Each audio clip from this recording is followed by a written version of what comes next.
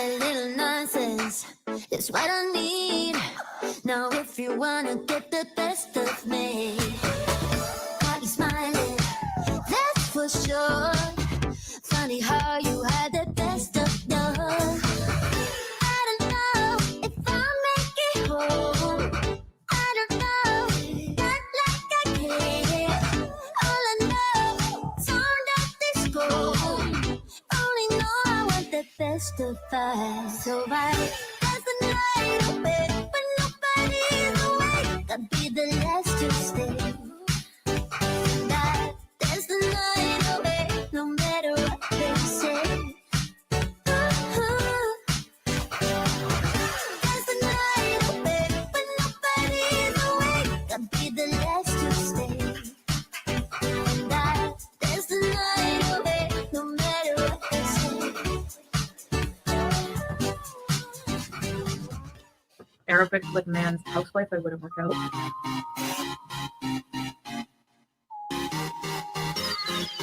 Feel me. Shake it up. Yeah, feel me. You feel me? No cash on me. Swipe for a million. Yeah, feel me. You feel me? Walk in the door. Shake up the building. Yeah, shake it up. Shake it out. Shake it up. Shake it up. Shake it up. Shake it up. Ooh, yeah. Shake it up. Shake it up. Shake it up. Shake it up. Shake it up. Shake it up. Don't care, cash got cars. No lean on my cars. Carhartt on my heart. Tattoo on my scars. Tattoo my new scars. My life is that hard. See me in the light. I was in the dark. I wake up, I send it. I wake up, I spend it. I drive Chevy, no Benzes. See me sliding, I tenant. My house, yeah, I own that. Your house, yeah, it's rented. Started where the flow at. Now I top the building, yeah. Feel me? You feel me? No cash on me. Swipe for a million. Yeah, feel me? You feel me? Walk in the door. Shake up the building. Yeah, shake it up. Shake it up. Shake it up. Shake it up. Shake it up. Shake it up. Ooh, yeah. Shake it up. Shake it up. Shake it up. Shake it up. Shake it up. Shake it up. On trips, I never trip. No. Shoulder gotta chill. Yeah. My best friend, my chick. My best friend gon' whip. My best friend, she pull up with a stick. My best friend, she pull up, then she skirt off and we dip. Feel me? You feel me? No cash on me. Swipe for a million. Yeah. Feel me? You feel me? Walk in the door. Shake up the building. Yeah. Shake it up. Shake it up. Shake it up, shake it up, shake it up, shake it up. Ooh, yeah. Shake it up, shake it up, shake it up, shake it up, shake it up, shake it up. Get a life. Disgusting. Hi.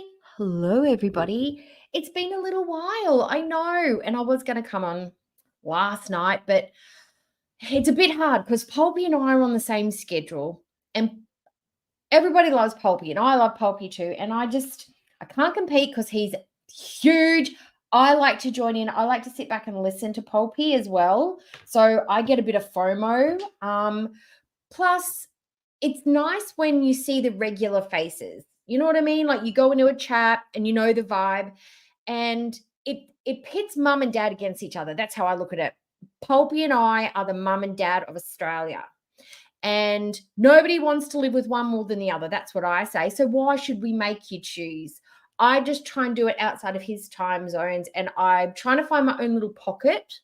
And I haven't found it yet, but I'm working on it. But how is everybody going? What did I miss anything explosive today? Because I sound like Chantal. I've seen Ambi fake crying again. I saw Foodie trying on swimwear and eating a couple of times and wearing Temu makeup and doing stuff like that and making it all about her. The Amber stuff's all about her and her not being jealous about all the attention.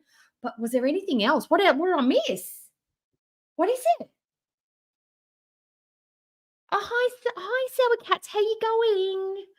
No, Panda. No. I'm glad you told me, because I would have been sitting there feeling bad that people were like, oh, Cookie probably wants us in there and we're over here at Pulpy's. I don't want anybody feeling weird being in other people's chats. You can't be in two places. Well, you kind of can on the YouTubes, but when you're paying attention, it's hard to split your attention. And I don't want anybody feeling like they're letting me down by not being here and being somewhere else. I don't want to do that, because it's just YouTube. It's just funsies. But I want everyone to be able to hang out with their like chat besties. You know, you see the same faces and everybody's like, hi, and you get on your own little tangents, and that makes it fun for you guys as well. So it's better that everybody can go to everybody else's sleepover, if you know what I mean. Okay, so what did I miss? I've just been watching like DUI pullovers and stuff like that on the walk home. What did I miss? Hi Sigma, annyeong, hello. So don't feel, you did me a favor, Panda, because had I known, honestly, if I'd seen Pulpy was going live, I would have cancelled it all on my own. You just gave me a heads up sooner. That's the honest to God's truth. So that's all right.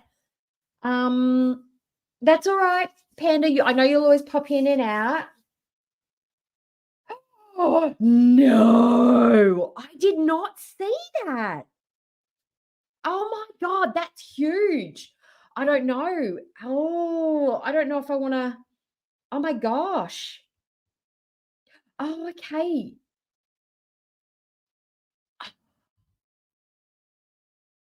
No. All I know is that Ambi's video that she put out this morning, or the last one that she put out, does not make her look better. It does not fix anything. It doesn't prove anything.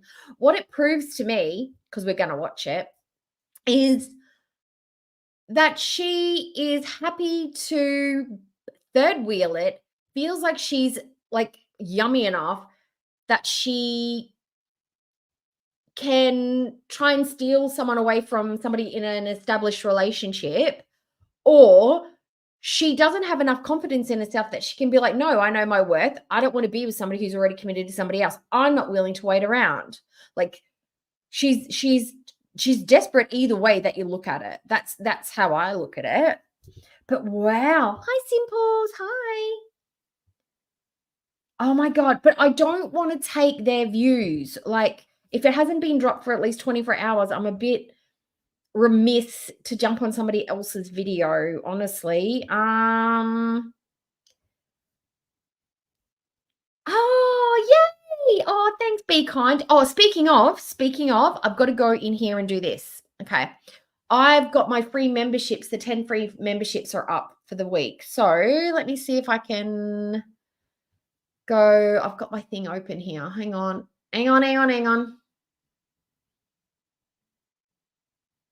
Oh, go here. There we go. Turn you off. That lady's so annoying with her accent. Let me go down here. Come on. Go down. There we go. Okay, so I'm going to drop 5 of the free memberships. Have you got your membership like gifting open? If you don't, now is your chance to open it up. I don't know can't remember how to do it. Like, you got to hit the thing and it lets you open the gifting up. You can always shut it off if you don't want to get an unwelcome gift. But if you don't have it open, now's your time to open it up. Oh, Dohickey, hello. Hi. Yes, I'm here. So what's the lineup for tonight? Of course, Ambi. Of course, Foodie. I've got Retro Foodie if we want to watch it, but I've got some other content that I want to watch. Do any of you watch Caleb Hammer?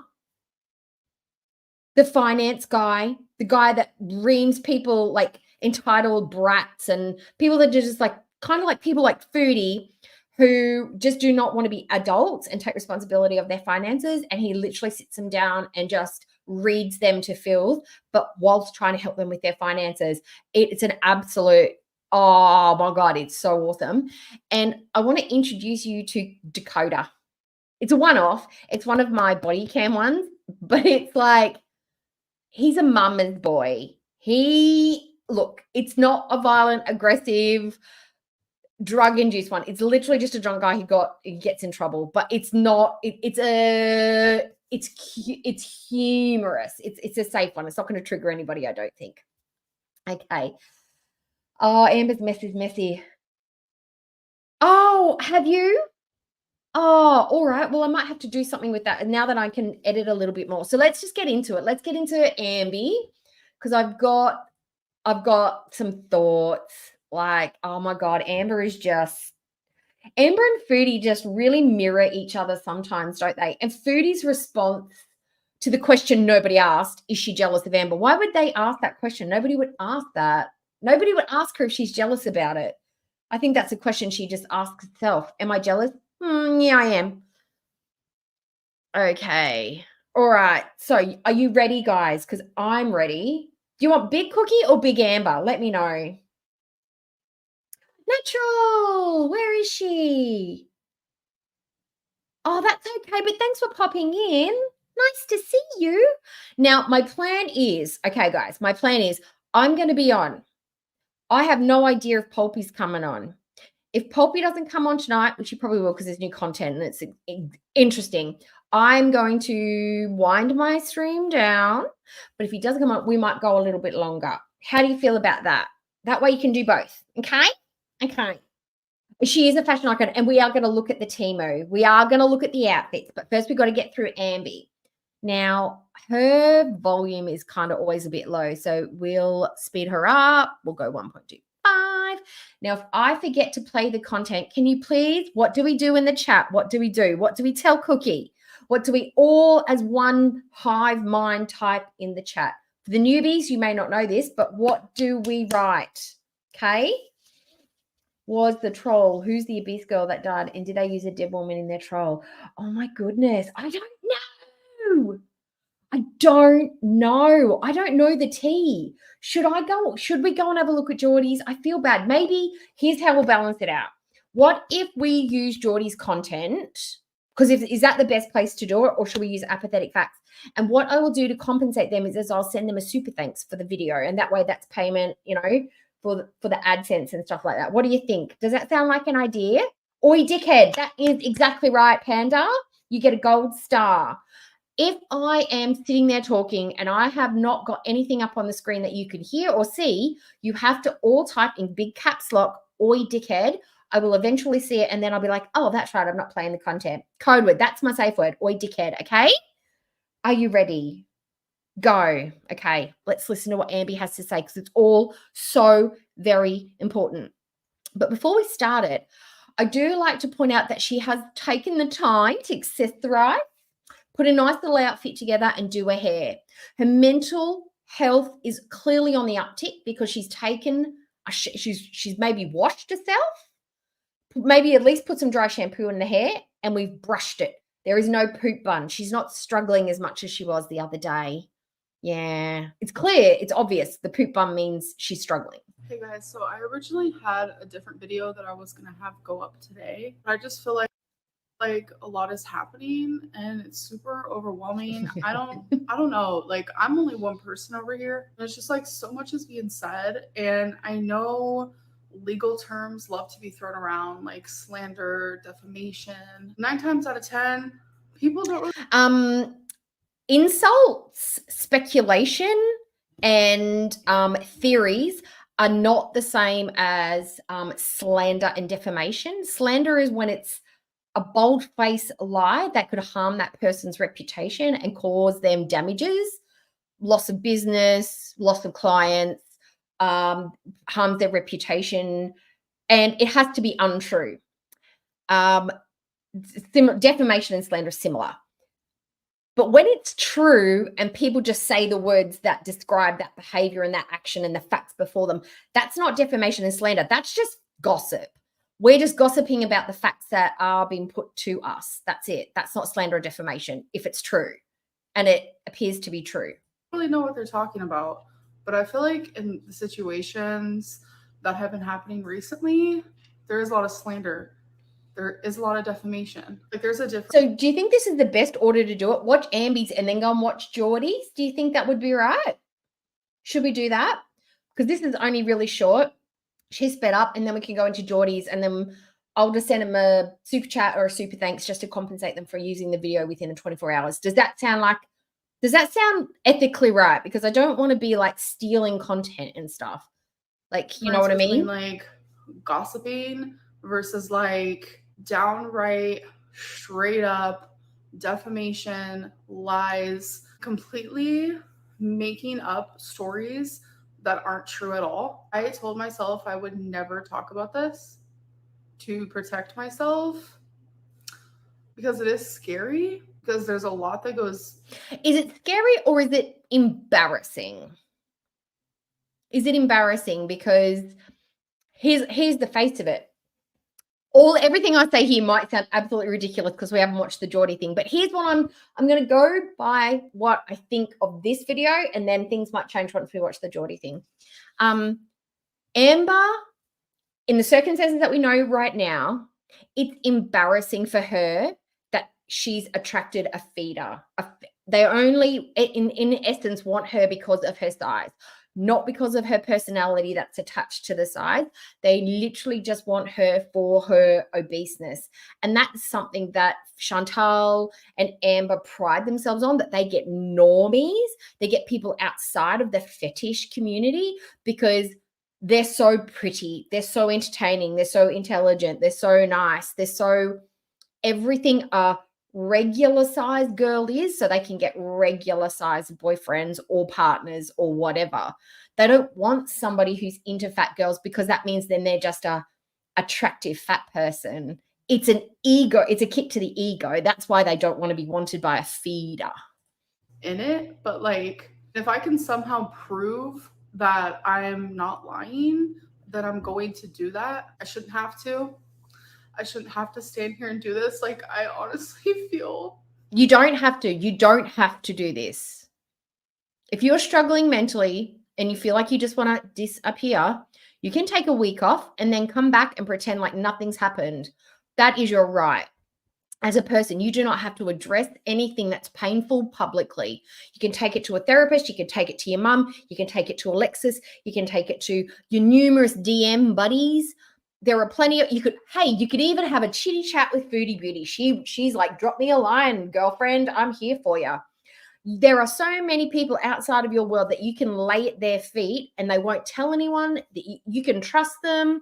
It's no big uns. You do not have to address this if it is painful to you. And if we don't believe you anyway, why would you tell us? We're not going to believe what you say. There's no reason for you to be doing this. You're doing this for face. This is what a narc does because they have to be right. They have to prove everybody wrong. They have to hit us over the head with their opinion and ideas until we just submit and agree. And we're not going to, because we have facts in our face this time. Pathetic. I feel triggered. I feel just like YouTube is ruining my life. Like truly ruining my life. And I have gone through a lot with YouTube. I've gone through a fucking lot. I have had some serious highs and I've had some serious lows, but how come she never actually, I just get angry and tears drop out of my eyes. I think of like family members that have passed away and I will have tears dropping out of my eyes, and I'm not like a soft-ish person, but if I was this stressed and this anxious, I would have tears. I would be snotting. I wouldn't be able to hardly talk. You know how you get that dry throat and your throat tends to close up when you get really like stressed out? None of it. Her face isn't wet. Her face isn't even red. Like it feels so forced. I bet she's upset, but I don't think she's this level of upset. I think she's more mad than sad. Something about everything that's been happening, it has hit different. It has affected me differently than anything else ever has. I'm so sorry. I didn't say hello to everybody when they came in. I'll try and say hello, and I'll call your name out as I read comments and stuff as we go through. I'm a bit rusty. It's been a couple of weeks, okay? I'm not in form, but hello, everybody who's here. And seeing what a large chunk of whatever this community is doing, seeing what you guys are doing has made me just not want to do YouTube anymore. And that Oh, scares me no. because that means Oh, no, Amby, don't go. What will we do without your dry content?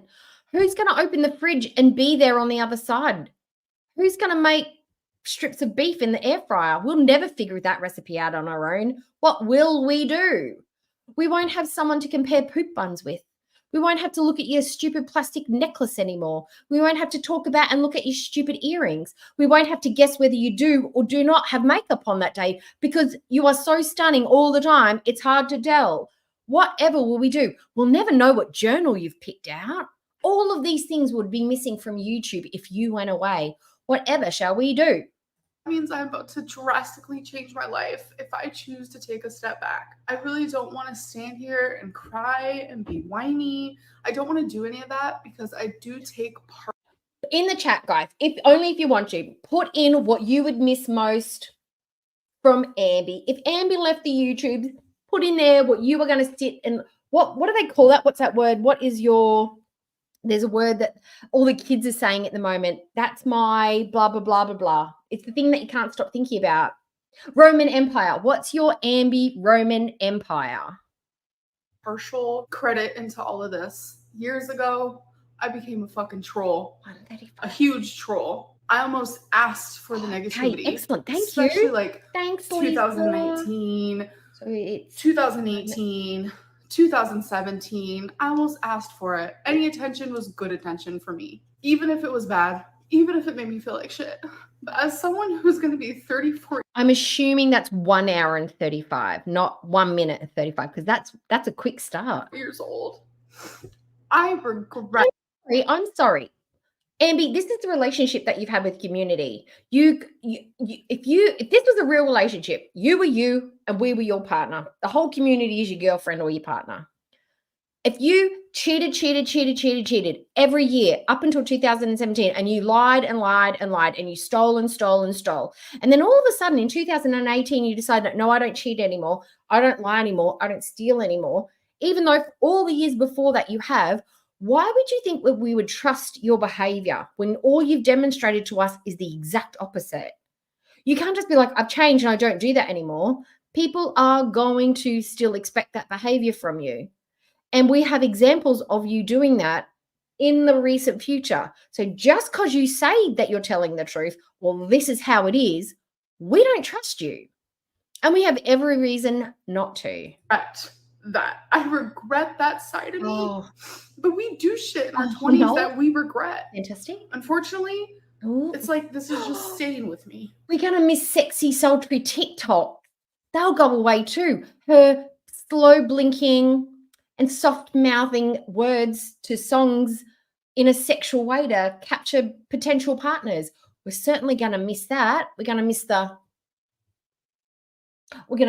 duck face. We're going to miss this. Oh, all the things. Wearing her sunglasses inside at nighttime. Like, oh, she's going to be sadly missed. As much as I grub, as much as I try to change, Oh, that's lovely. whether that just be in my personal life or on YouTube, you guys won't change with me. Oh, interesting. You guys aren't changing with me. And I'm just like stuck in this weird girl world, like Amberverse, negative, just like horrible space.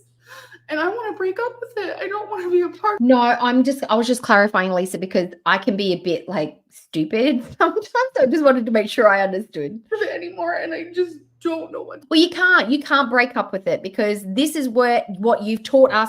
You've taught us how you are. When you are in a two-way communication, like wherever you are, you're the content creator. You have taught us how you act. And we are responding in kind. You can't just turn around and say, I'm completely different and I'm new, like Foodie tried to, and then act exactly the same way. But we're supposed to just gobble it up and be like, she doesn't lie to us anymore, guys. I promise. To do. Stepping away from any sort of job is hard. And it takes time and thought. And you need to figure out like, okay, so if I step away, what are my next steps? I have to figure that out. I don't know, Amby, you've managed to get your steps up to a mile now. You could be look, all the jobs that Amby could do. She could be a door greeter at Walmart. They could give her a chair. She could work at Aldi. They'll give her a chair. What else? What else could Ambi do as a job? She could work at a call center. We know that she can clickety clack on the keyboards, and she can wear headphones. That she could wear a little earbuds, I'm sure, or a little headset. What else? Ambi's marketable skills. I'm just trying to think of what physically. There's not much she can do. She's not, her learning's not real good. She's got no certification. She's got no qualifications. She can't even be a home carer anymore because she can't move that well. She's got the anxieties. YouTube's your only avenue of income, love. You've got no marketable skills. This is it. Even if you wanted to, you couldn't. She could become a body piercer or a tattoo artist, or she could become like, what are those people? She could become a poet. Yeah, she could do beat poetry, you know, the yelling poetries at like the comedy centrals as the opening act. She could do that. I need to do it in private, but that's not what this is about. I'm scared. I'm scared to talk about this. I am. So many of you thought Valentine was fake. Look, she could start a boutique business. You know how people have those companies where they can write you a breakup letter, or they could like write letters to fire people or confront someone or cut off communications. Like there's businesses that will write up that letter and then they'll like a Dear John or something. Ambi, do you know how Foodie does cameos for feeders? Ambi could do whining videos for people who are not getting something. Like say you want your boyfriend to propose.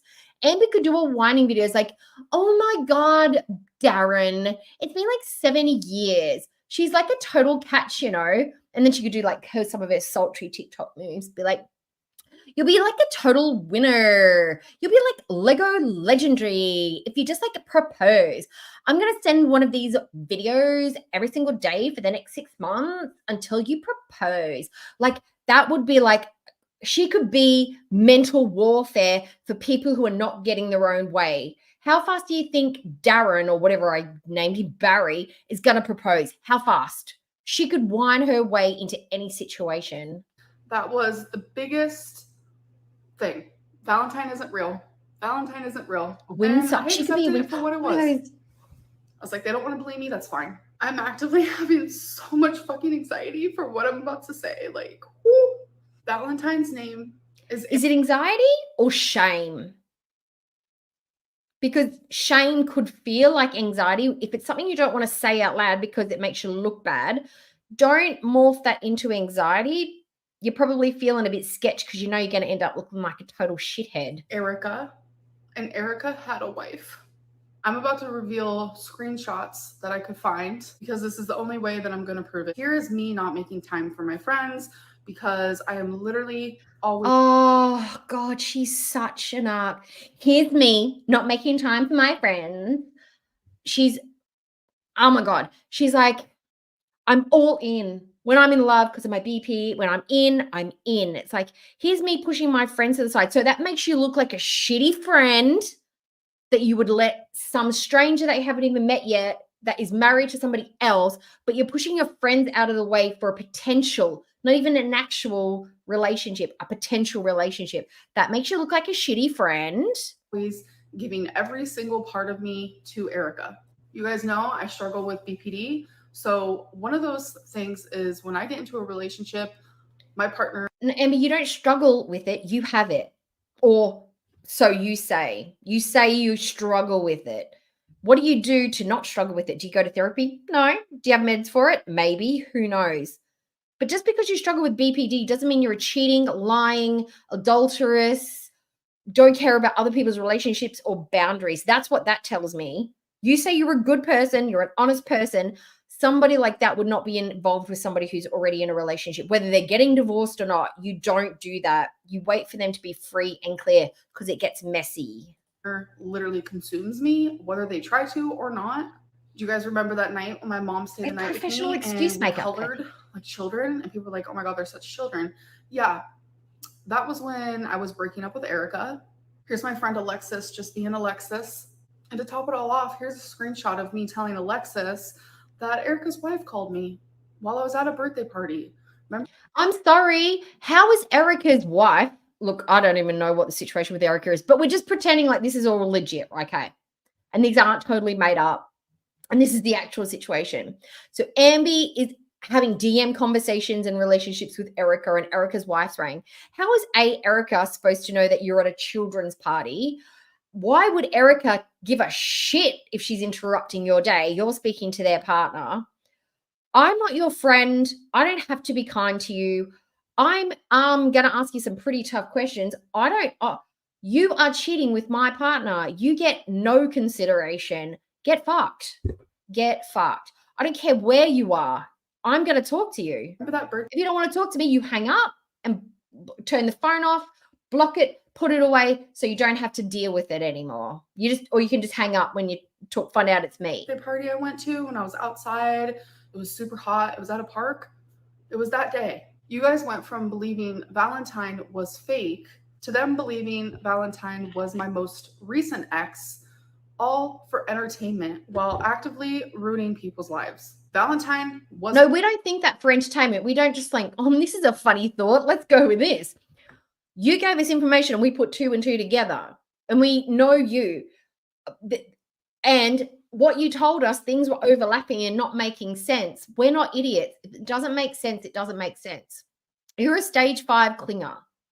You're not letting anybody go real quick, or you're so desperate to be seen as desirable. It's for you to make somebody up or pretend that 2 relationships are the same relationship is not unheard of. You have done that. You did that with wifey. Why wouldn't we think that you would do the same thing again? Because you tend to rinse and repeat. So don't gaslight us into thinking that we are some weirdo, extremist, exaggerative hysterics. We are going by what we know about you. It is not beyond you to do something like that. Gosh, she's such a fucking gaslighter. How have any of her girlfriends stuck with her this long? Maybe that's why Jade left her. Maybe that's why Becky almost went mental. That's why Destiny probably told her to fuck off all the time, because she's such a gaslighter. It's real. I have never lied. So many times people be like, why don't you ever talk about her? Like, why don't you ever show her? Why don't we ever hear her? Because of this. Amberlynn, why are your videos so boring? Like, why aren't people in your videos? Because of this. Amberlynn, why don't you show up at your job more? Why don't you put more effort into your videos? Because of this. No, I will not. I will not accept that. Your inability to be creative, learn skills, have an actual freaking camera, put a vlog together with edit that's well edited, with music, with uniqueness, getting up on with the trends, what's not trendy, with an authentic feel. The vision of your YouTube channel has absolutely nothing to do with the response to your content. How you put your content together is up to you. It's dry, it's boring, it's dull. That's because you put no energy and love and heart into it. That's on you. That's not on us. The same information delivered in a different way might be received a bit different, but you don't want to make it better because you don't have to. You make enough money doing what you're doing to live comfortably. So why would you enhance that? Bare minimum is pays your bills. Why do you like have an attitude towards reaction channels and to your audience? Because of this. Still through it all, I have been able to manage a positive outlook on life, whether you guys see that or not. I try my hardest in my real life to be happy and bubbly and positive, but I feel like I'm losing sight of that person, like the person that I tried. And stop doing shitty things. Stop being a shit. If you stop being a shit, you'll stop getting shitty reactions. If you start being genuine, you're either a stupid idiot who got trolled or tricked by a feeder, or you knew about the feeder and you were going into it, or you were cheating with you were the third wheel. You were the side piece, which is, I would be furious if I found out Amber was a side piece. I'm married and this is the side piece. I'd be ropeable. I'd be so mad at my partner. I'm like, okay, I know I've got some issues, but fucking hell, are you kidding? Are you kidding? This is At least pick someone better. At least pick someone smarter, younger, prettier, more active, more fun, like less boring. Like, wow. I'd be so mad. I'd be so mad. But nah, I will not accept that. Nah. It's so hard to be, especially once I moved to Oklahoma and moved in by myself. Like, I felt myself changing and being better and improving in multiple different ways. And now I just feel myself backtracking, and that scares me, and I don't want to be in that position. It's just like everyone in this situation is fucking hurting and feeling the gravity of it, while hundreds of people get to just sit back and watch it as if it's entertainment. These are real lives being messed with. Real lives. Being messed with. I bet Erica, oh, look, guys, I'm saying this like Erica's wife's a real person. Maybe Erica's wife feels like her life's pretty real and it's being messed with by you. Perhaps Colleen, I don't even know if Colleen's brother, the guy that was telling everyone, please take the videos down. I bet he's feeling pretty messed with right now, and Colleen's family is probably feeling a bit messed with right now as well. Like, it's not just you. You are the bad guy in this scenario. You're not the victim. You're not the victim. You are the baddie. And it is entertainment. This is entertaining because you put it on the internet. This is fucked shit. This is the fuckery that we want to hear when we hear the neighbors fighting in the yard, and we pull back the curtains and we open the window and we duck down and we listen because we want the juicy tea. You've got some pretty juicy tea right now.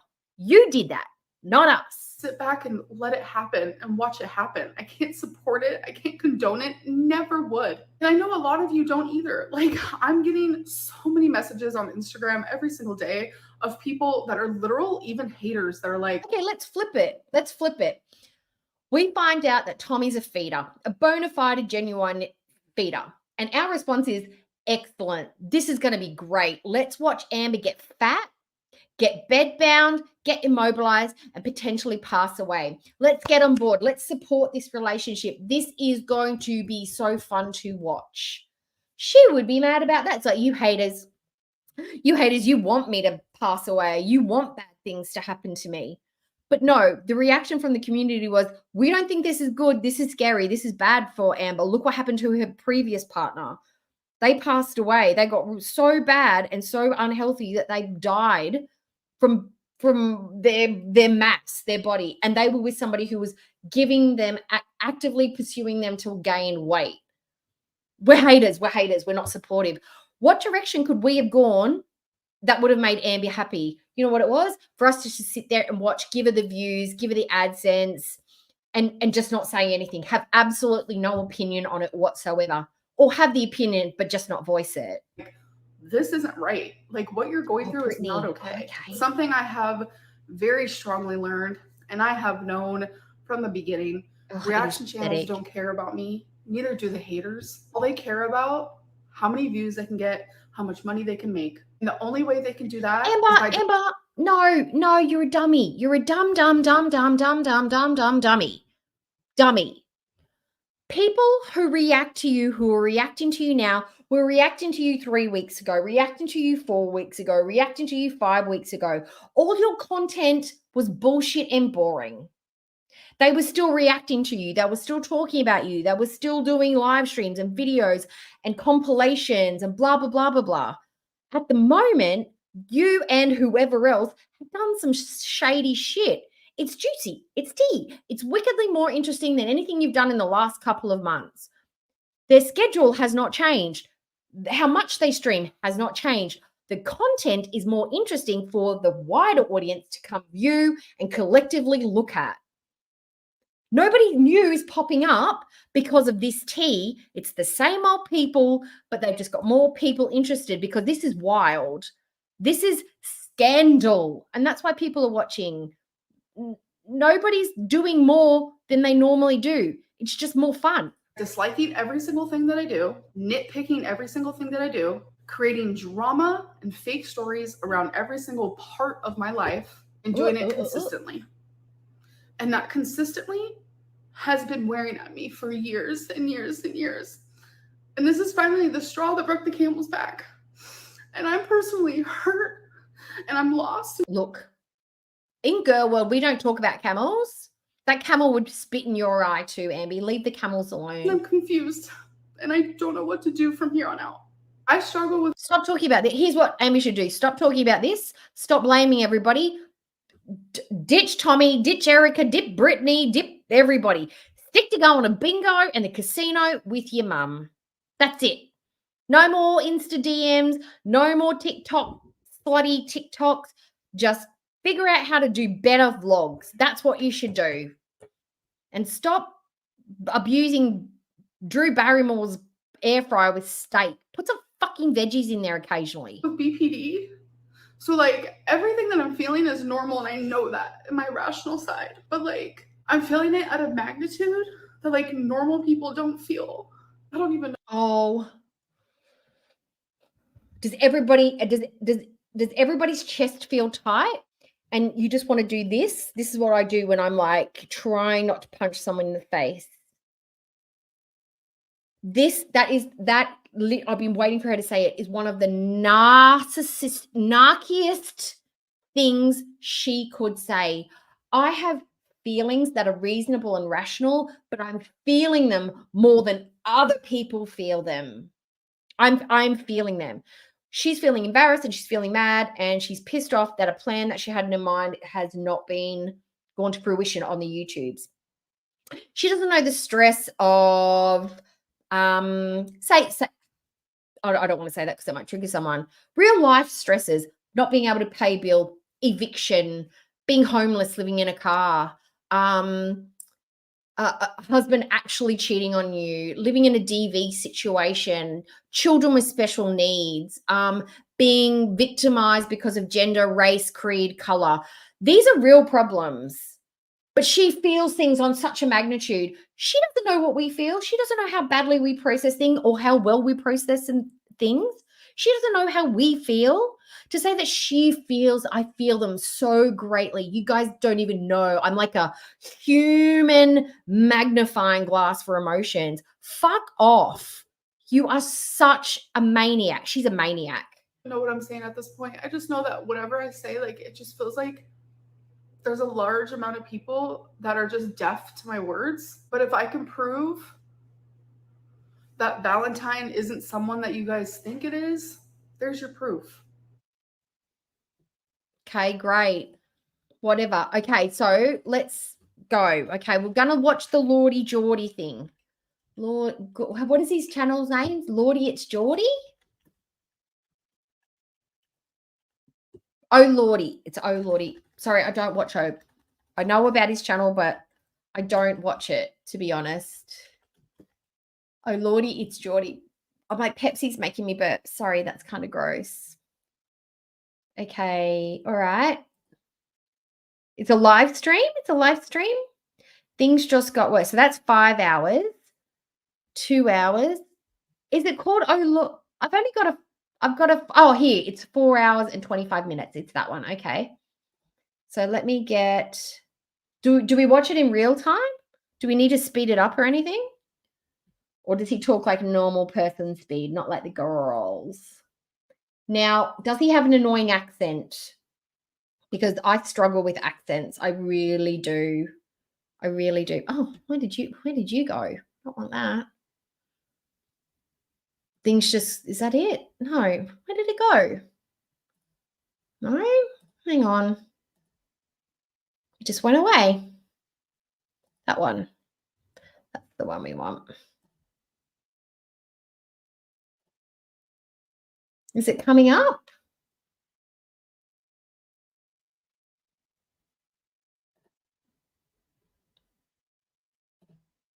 Oh, there it is. It's coming up now. Okay, so we go one. It was 1 point. What did we say it was? It was 1.35. Okay. Okay. We'll start a couple of minutes in so we can get context. Oh, should we go back a little bit? Should we read these DMs? Are they important? I need context. I'm totally out of the loop. I'm like lost. I do. I don't use Bing. Bing is just what's on my stupid computer. And Lord, I'm just telling you, just for your own sanity, make sure your parental controls on, because when you put in some words, sometimes things pop up that you don't want to see. Okay. Oh, okay. We don't need to worry about those. Okay. All right. So we'll start at the 135 timestamp and we'll see how this goes. Now, I don't know any of this stuff. So this is all going to be brand new information. So if I start listening intently, I'm watching it like you. I will try and comment. And if I have no poker face. So if I just make faces, I'm sorry, but that's just how I am. I'm not a poker face person. All right, we'll start here. Go. I can't because she hasn't accepted my request.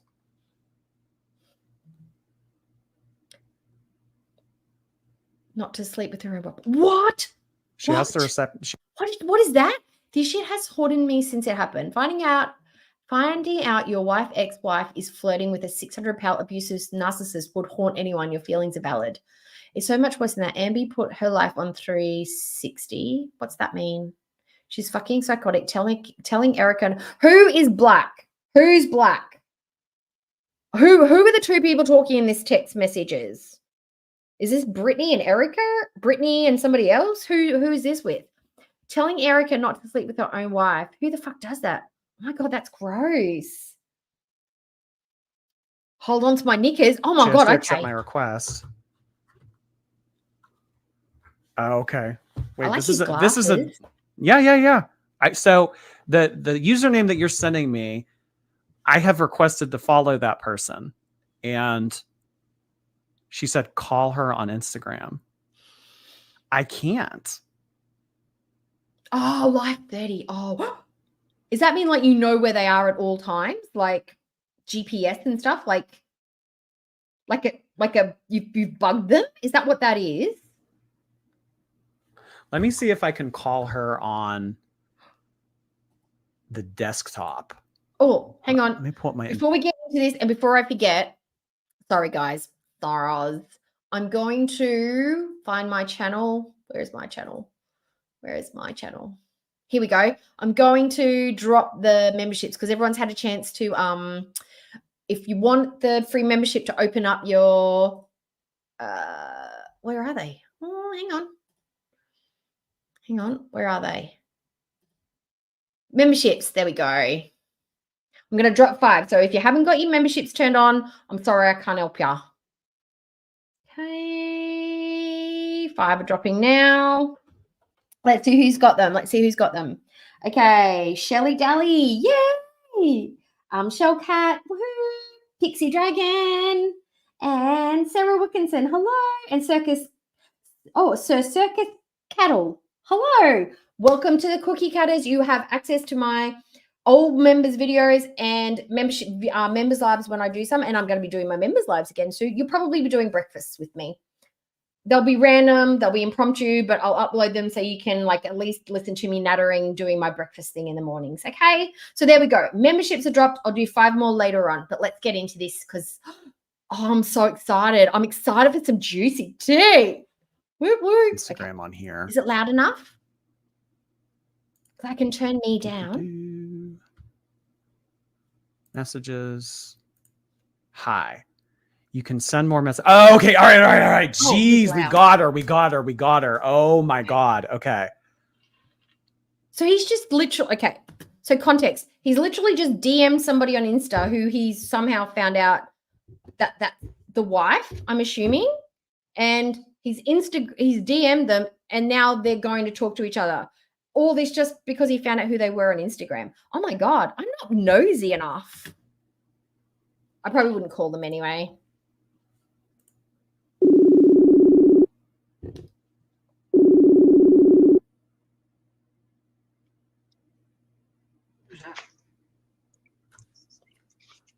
Hello?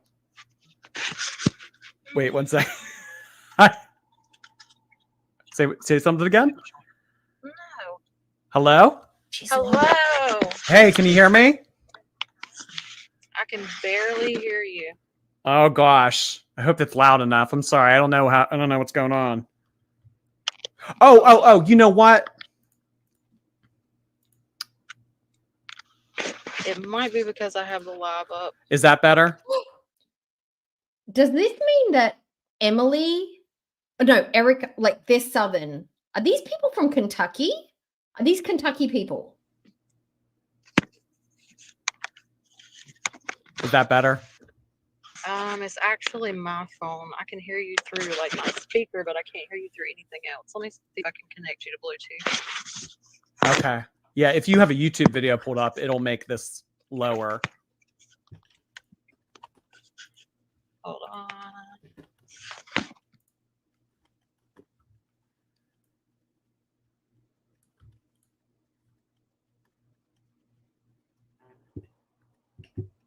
There it is. Okay, can you hear me? It sounds like you're kind of far away. It sounds like speaker. Oh yeah, there's a feedback. Okay. I don't know how I'm gonna get this to work. Yeah, if you're in the car, I wouldn't recommend Bluetooth. Okay.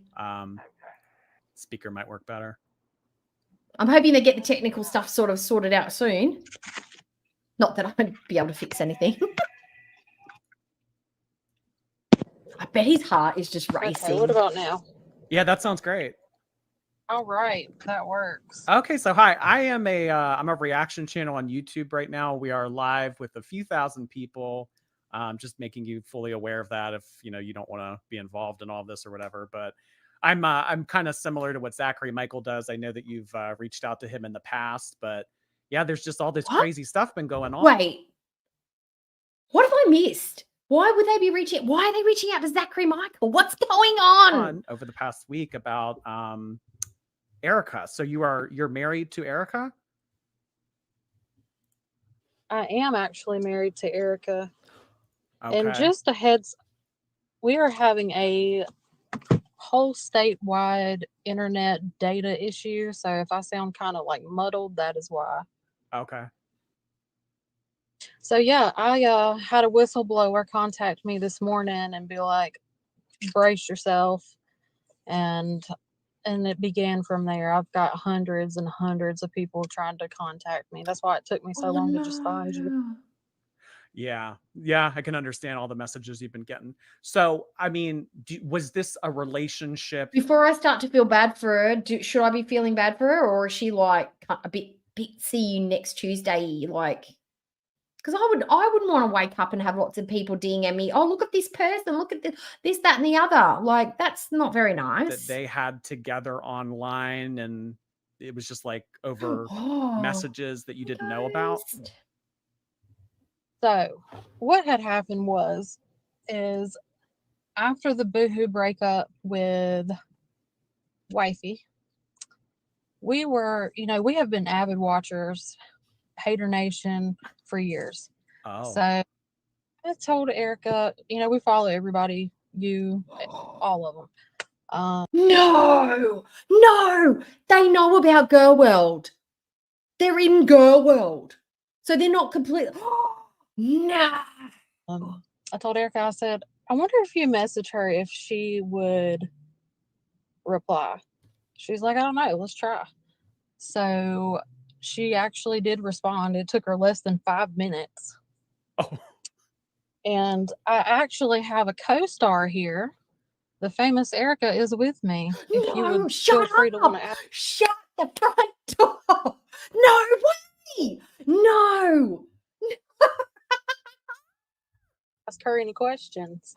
Oh, well, hey there. So I will tell you that there has been a screenshot going around of you saying something in an Amber Lynn Facebook group, and it says that you had been a part of the group for about 4 years now. Oh, yeah. I've followed Amber probably 4 or 5 years. She got Kai-Beled. Oh, my God. Years. So was the reaching out to Amber Lynn done to kind of troll? Was it done as a joke? Yeah, absolutely. That was all it was in the beginning. Oh, in the beginning. In the very beginning, yeah. That is how the whole thing started. Okay. Then what? And then were there feelings getting involved? Did moods kind of change? So there's nobody better to tell you this from the person themselves. So I'm going to put Erica on for you. Oh, shut up. Okay. Shut up. This is the mofo and tea. Oh my God. Fuck Foodie. Jesus Christ. What? She's got no chance with her oversized mukbangs at the minute and her Temu hauls. Nobody cares about your Temu.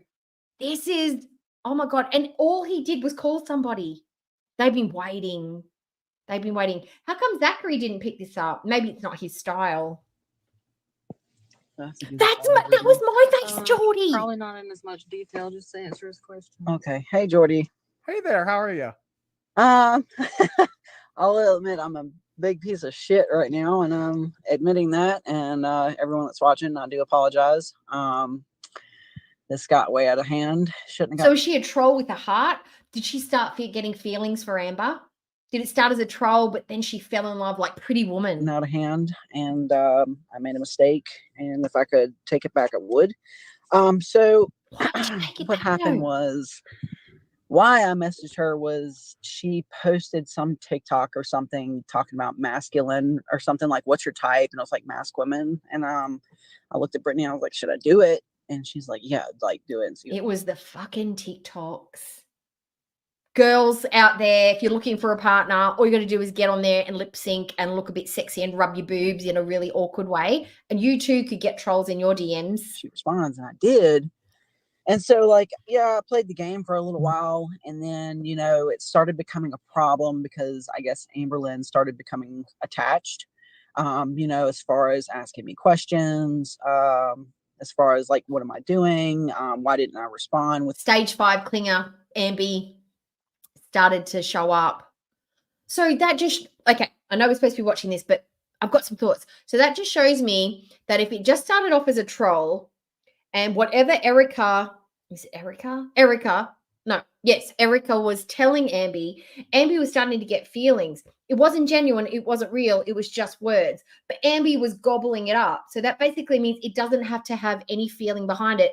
She's literally just hearing what she wants to hear and she will develop feelings.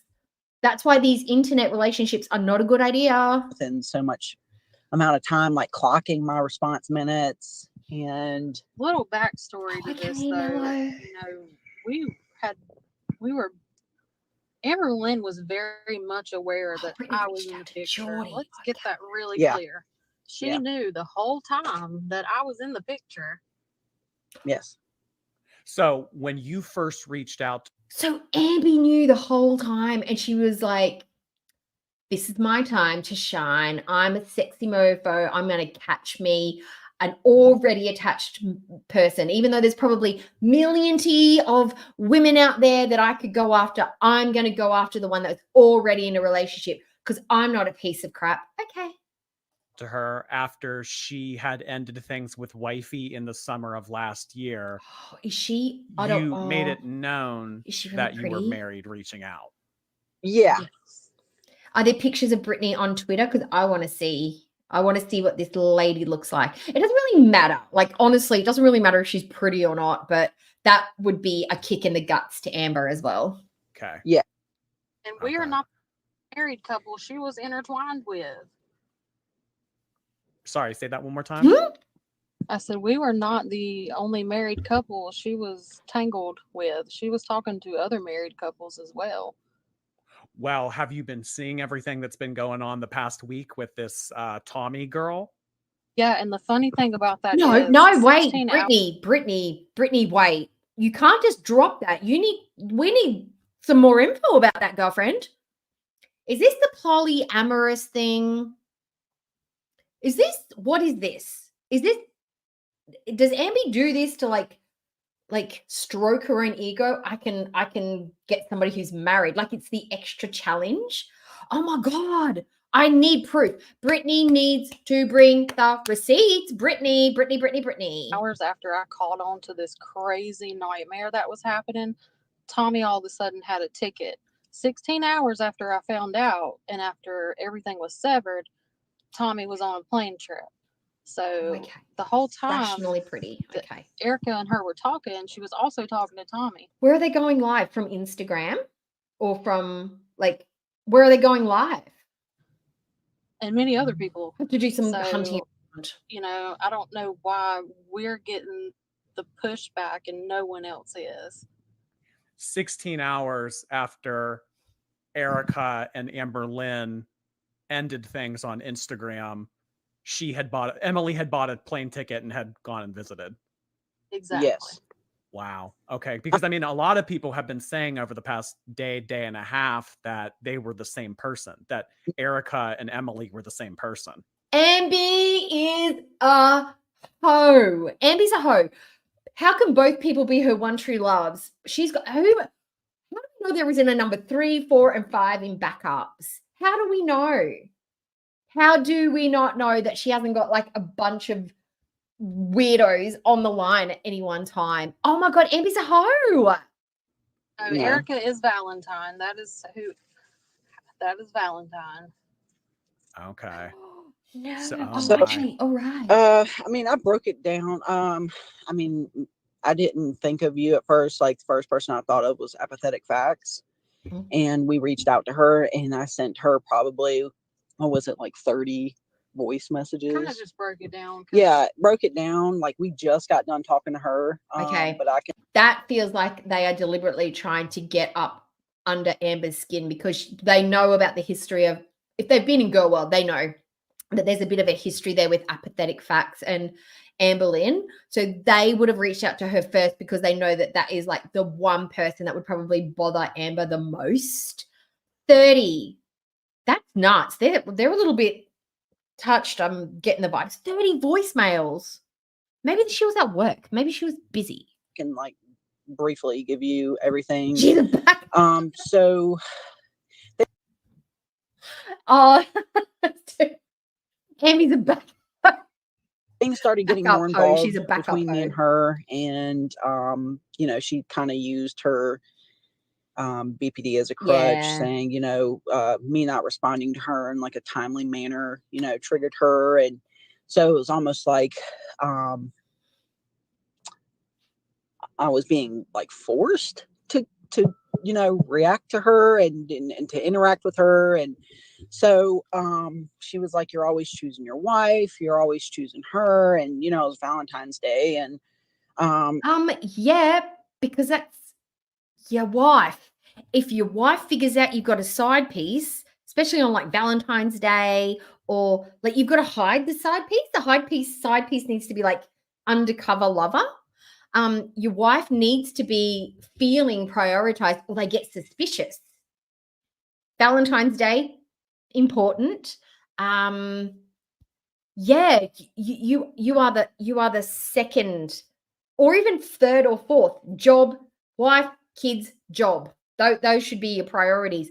Amber Lynn's clingy stage 5 clinger should be like literally the last priority.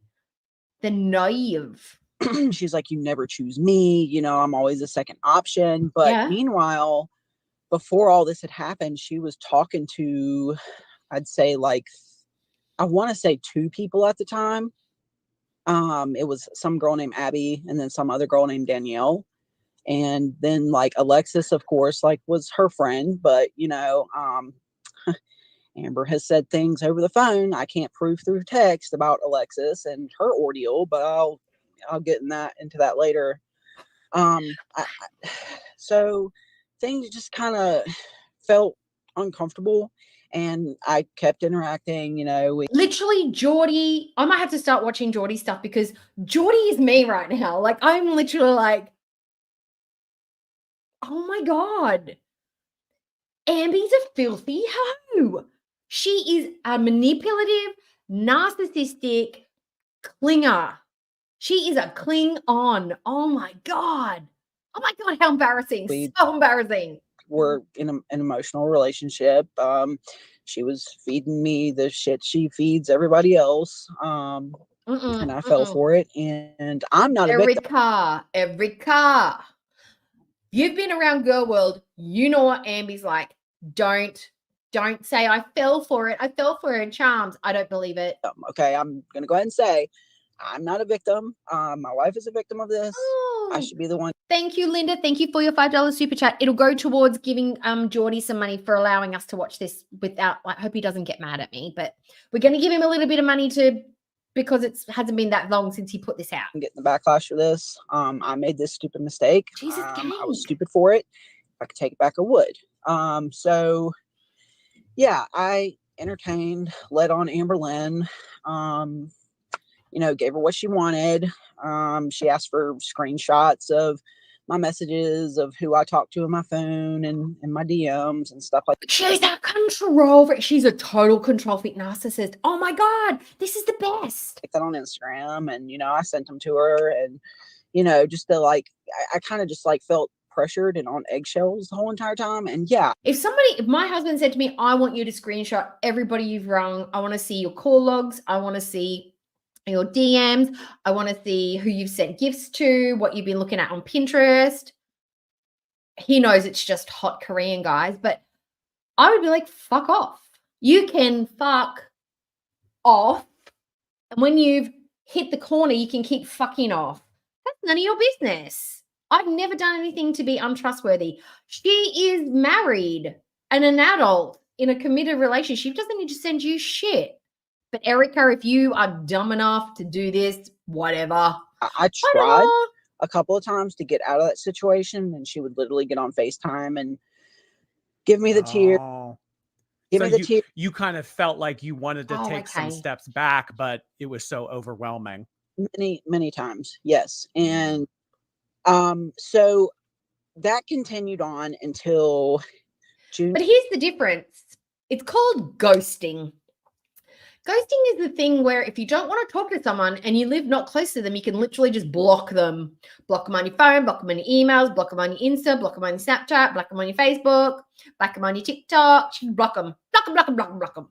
You can just be non-existent. You don't have to do anything unless you want to.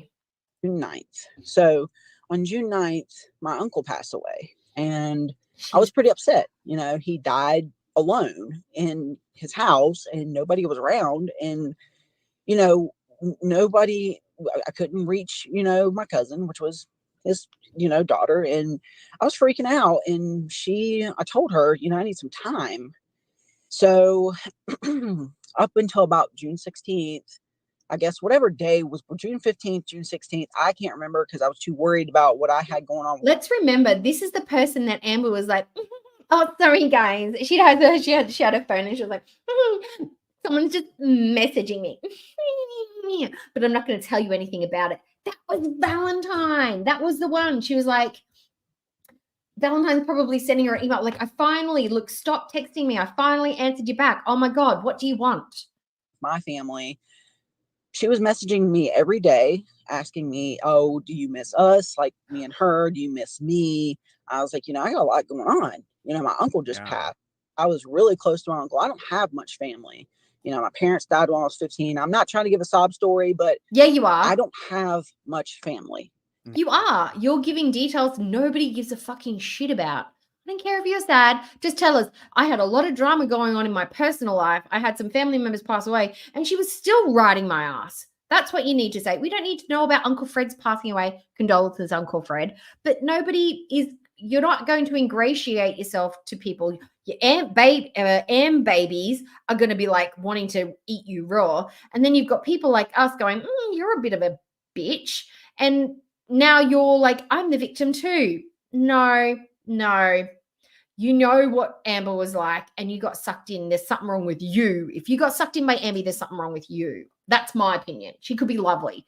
But from listening to that, if you're sending her $400 gifts, there's something up, because if it's just a troll and you're not that into her, you're not sending them expensive presents. I'm sorry, you're just not. And she knows I don't have much family. She knows how family oriented I am. And, she would try and clock me on things and ask me where I'm going. Like one time I didn't respond in 6 minutes, and she kind of freaked over that. But sorry to interrupt, but there is somebody saying something about this sounds like what not Amber, what Foodie was like with Nada. Remember, she used to ring him and ring him and ring him and ring him, and if he didn't ring back, she'd be like, I'm going to his house. That's it. or he's probably effing somebody else, or why is he spending time doing that when he should be talking to me? These are characteristics they both have in common. About you using an app, Life 360. Is I there was I was just about to get into that. I knew. So, Hi, Josie. you know, whenever that whole ordeal came where the relationship was confirmed, she was like, I was like, so what would a relationship be if this was confirmed? She said, oh, just more communication and loyalty and being honest with each other. I said, okay, that's fine. But you're already in a relationship. How can the relationship be confirmed? Are you trolling or are you dating Amber and married to Brittany? What the fuck? And then she's like, we should meet up. And she came up with the date August 1st. And then, so I was telling her, like, hey, like, my wife knows where I go and stuff, and it's on 360. And, you know, we keep up with each other. And she wanted me to put her on Life 360. She wanted that. And I'm telling you, it was probably like a week or two of her talking to me about putting her on Life 360. So I agreed to it. I caved in and I agreed to it. And I swear to God, the next move would be Amber Lynn sending her an air tag. Put this in your shoe, put this in your pocket, put this in your hoodie, and I'm going to download the info so I know where you are all the time. That's what it sounds like. She sounds like an abusive partner. That they need to know where you're going every single minute of the day. Why did you spend 20 minutes at the grocery store? You were only supposed to be, you're just getting bread and milk. Why did it take you so long to get home from there? It's only a 15-minute drive. That's what it sounds like. She's nuts. And she was Googling every address I was at just to know where I was at and telling me, she was like, yeah, I Googled where you're at. I didn't know what this place was. And just, you know, it was just a big mess. And Jordy, I don't know if you know, but we are all the way across the country. We're talking about she's tracking some people she does not even know from all the way across the other side of the country. No, she does know you. She does know you because your partner's been DMing and talking and chatting and starting to get feelings for and sending presents. They've developed some sort of weird, disgusting amoeba relationship where, you know, she's like, oh, you're prioritizing your wife, and she's not being told, get fucked, she's my wife. She's like, I'm feeling bad, and she's mollifying Amber by sending screenshots and doing all this stuff. They had a weird, I don't know, relationship going on. You're not complete strangers. You started something with Amber on purpose. Don't put it all on Amber. You did it. You did it. You both did it. that's not Oh my gosh. I can't get behind the rationale of why she would want to get involved with someone married.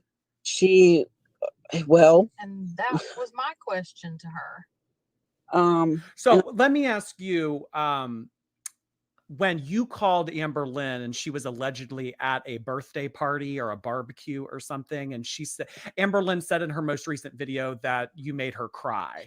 What kind of went on in that conversation? That's a great question. So me and Amber Lynn, you know, I seen a video where she said I was harassing her.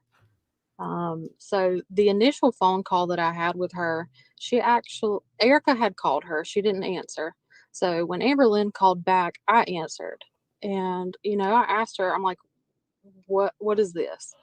What are you doing? So Amber was at the children's party trying to call Erica. Erica didn't answer. So Erica called her back.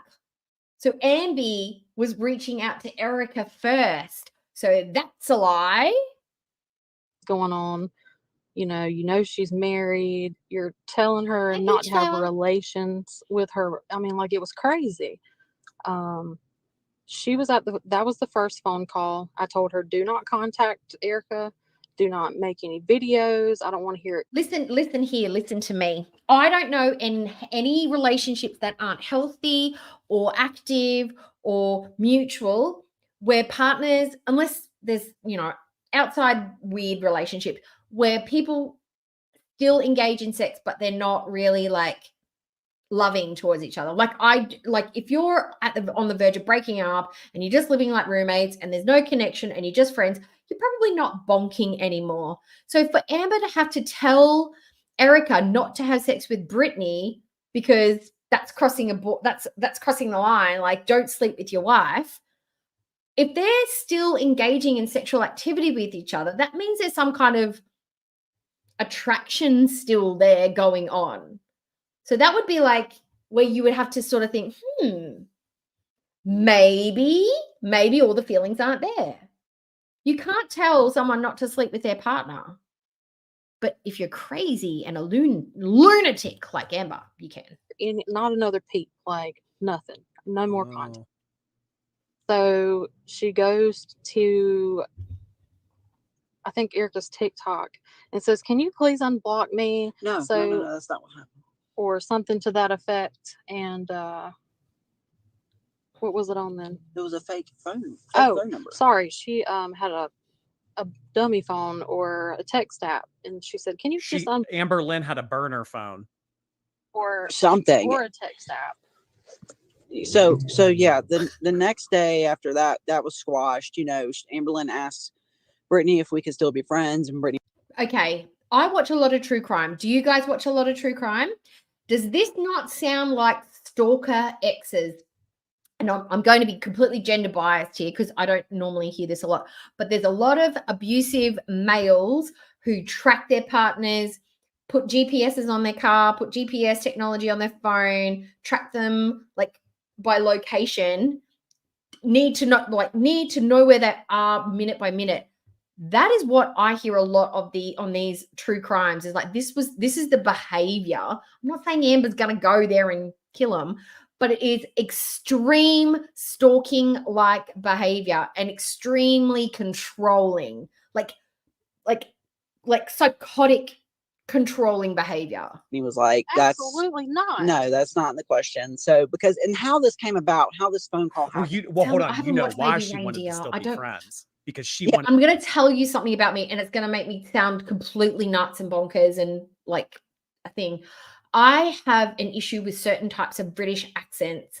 They grate on my nerves, and not natural gingers. It's not natural gingers. There's just certain English accents that I can't listen to for a long time. It actually makes my skin feel weird, and I feel like it's like nails on a chalkboard, but it's only when it's for long periods of time. I just can't listen to it. So there's some British stuff that I just can't watch. And that's why I haven't watched Baby Reindeer, because I'm scared of the accents that might be in the movie. That's why I haven't watched it. I know it's extremely, extremely odd, but that's just me. I have auditory issues and stuff.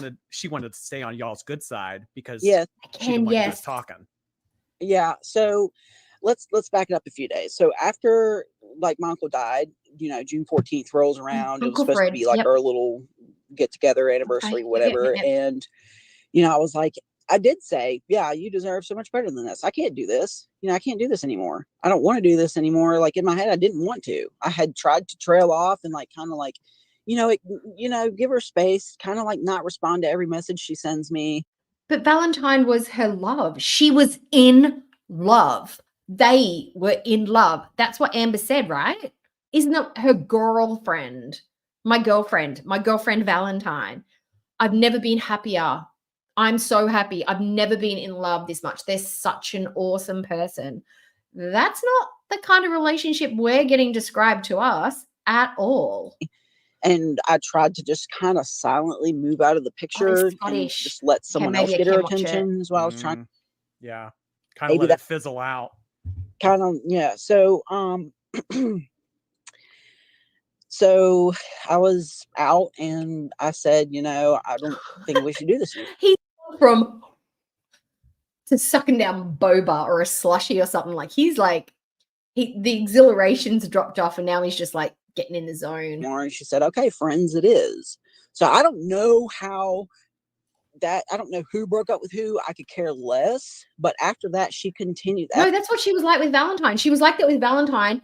And then she was like that with Tommy. She's like that with everyone. Becky was the one. Remember when she broke up with Becky? Oh, you should feel bad. I don't know. I don't think I could love anyone ever again. 3 weeks later, we've literally got wifey moving into the house while Becky's still there. Like Becky's bed wasn't even cold yet. And then when wifey left, we had a bit of a window of time, but we don't know how many people, married ladies, she was talking to behind the scenes. And then we had Valentine really, really quick. And then we had Tommy really, really quick. Like Amber's she falls in love so fast, but it's not love, it's obsession. After that day, she continued to She's in a bona fide, genuine bunny boiler. message me, continued to message me. And I was in the bedroom with Brittany, and we were trying to watch a movie, and Brittany saw a message pop up on my phone. She said, "Who is that?" I think Erica and Amber are both two toxic people that found each other. That's what I'm thinking. Sorry, Erica, but that's my impression of you so far. And I said, "It's Amber Lynn. She will not leave me alone." Yeah. So that's where I know Valentine's not Tommy, Valentine is Erica, but Amber was talking about them in the same way. They're always, the next person is always the greatest, the best love, the most euphoric. She was talking about both of them with the same language, but they were two totally different people. I get that. I know. But this is an Amber's mental state thing. They don't have to be, none of those feelings are real, except to Amber, because she builds up this fantasy in her mind because she's a bunny boiler. She is Glenn Close in Fatal Attraction. that third phone call came from. It wasn't Brittany being crazy and, Sorry, stalking Charity. Amber Lynn and getting her phone number and flipping out on her. No, it was me having to get my wife involved to get out of this situation. And yeah, I know that sounds stupid, cut her off, block her, whatever, but she messaged me from a fake phone number the next day and said that Brittany cornered her. She had to tell her everything. She wanted me to unblock her number and call her and then reblock it, and that, love makes her crazy. That's what she wanted. She wanted me to block her and then, or unblock her, talk to her, and then block her back. And I didn't even respond to it. I deleted it, which I shouldn't have deleted that, but. So what you're referring to, that crying phone call, she bawled like a little baby during the first phone call when I told her that I was going to send all the text messages, all the photos, all of that. That's when she started crying. The call was on July 4th when I had found out that she had reached out to Erica and would not stop. And I have that entire phone call recorded. So she can't. Nah, they're dirty. They're all dirty. Everybody in this situation's dirty. They've recorded the phone calls on purpose. And I think they've probably pushed her to a point on purpose to get a real emotional response on it so they can record it. Oh, they're dirty. They're dirty. That didn't happen, because it did, and I have receipts. Oh my gosh. I mean, I know. No, I'm the biggest piece of crap right now. I'm, whatever. Destiny, whatever. I've seen some of the comments, and it's just, yeah, I get it, guys. Like, I'm a piece of crap for this. I really am. It was stupid. It was a distraction. It was something to do. I shouldn't have did it, but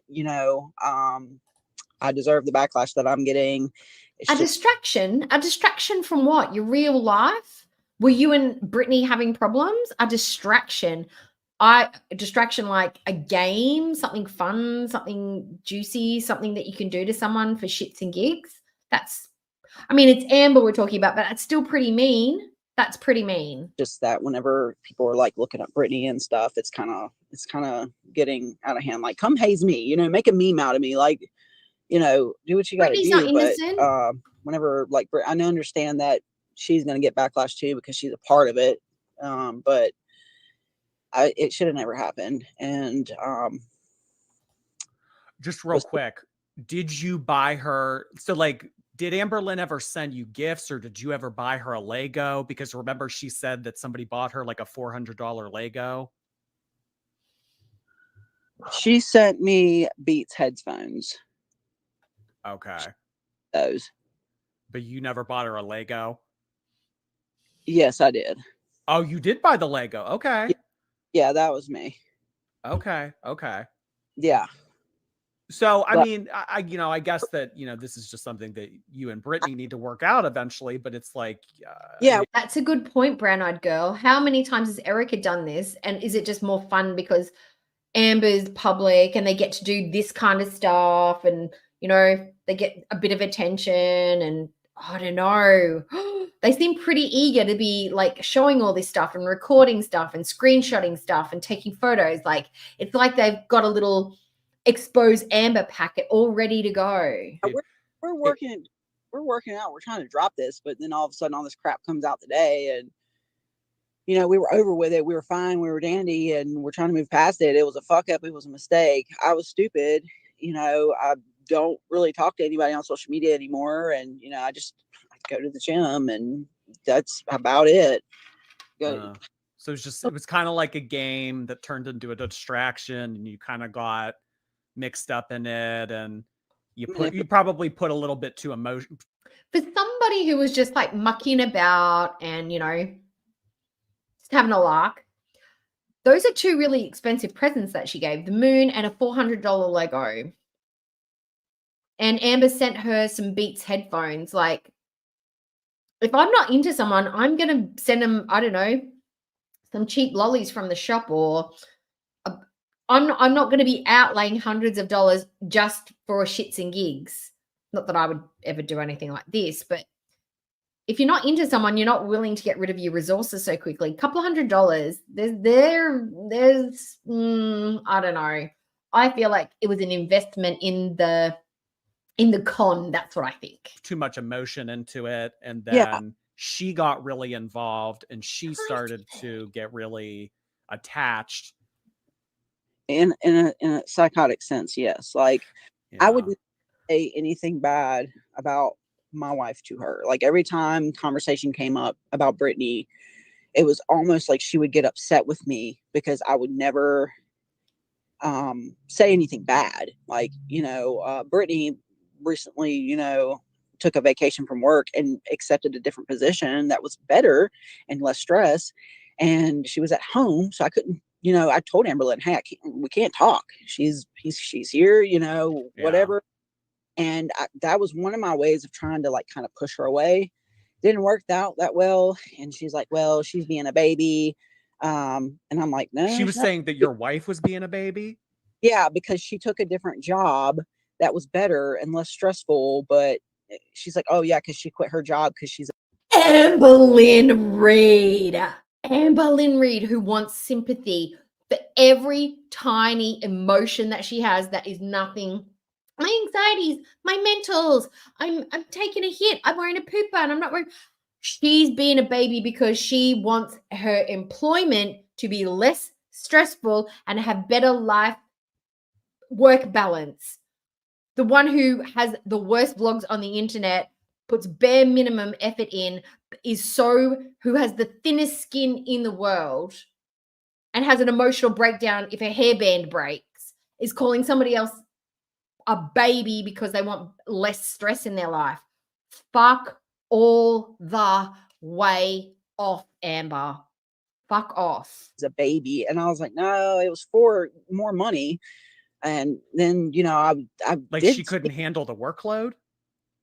No, it was, well, Amberlynn was trying to make it out like I'm this bad person because I quit my job to be at home, when the fact was I actually put in my notice with my last job to start a new job that was a lot better and a lot closer to home. But, you know, to her, I was a baby. So if you can imagine, like a lot of this stuff is really new that I'm just finding out about. I'd actually be a bit mad. If I was Brittany, I would be mad with Erica that she was sharing those personal kind of like moments with Amber and letting Amber know about my achievements and my life changes and my stresses and my emotions. I'd be like, how dare you? That would actually upset me more than the romantic side of it. It's like telling her my stuff, my private mental health stuff. How that would be a betrayal, like beyond the other stuff. I would be so angry. Like, how dare you do that to me? Oh, I'd be so mad. Oh, I couldn't. Like when I found out that Amberlynn had my address and was sending stuff to my house and knew every coordinate that I I was going to, like, it blew my mind, because like that's like my life. And I even told her in that phone call, I'm like, it's really creepy to have you looking me up on Instagram and following my every move, and I don't even know you or that you're doing it. So, question for Erica. So, like, what was your kind of involvement with Alexis, and like, who is that? Is that Amber Lynn's friend? Oh gosh. Okay. So apparently in Amber Lynn's eyes, I made Amber Lynn stop talking to her friends, so-called Abby, so-called Alexis, which I didn't. Amber Lynn kind of said that, was always saying like Abby was rude to her, said mean things to her. And I was like, well, why do you talk to her? Why even let people talk to you like that? It was Abby's probably telling her the truth, and Amber didn't like to hear it. saying like horrible things that she like wrote down the things that Abby was saying to her. And then, she was just like, oh, Alexis is calling me. I don't feel like talking to her. She's kind of like giving me the ick. Apparently Alexis said some weird stuff to her, like throughout this whole thing. Oh, sorry. Rip Alexis. Alexis and Amber aren't friends anymore. Probably. Giving her the ick. Oh my God. But apparently Alexis is just like the best thing ever. And Yeah. Alexis, I never talked to Alexis. Are we getting like clout chasing vibes? Like, it feels a little bit like that. But I mean, Amber doesn't have a lot of clout, but this is certainly interesting. It's not nice. It's mean. It's manipulative. It's emotionally abusive.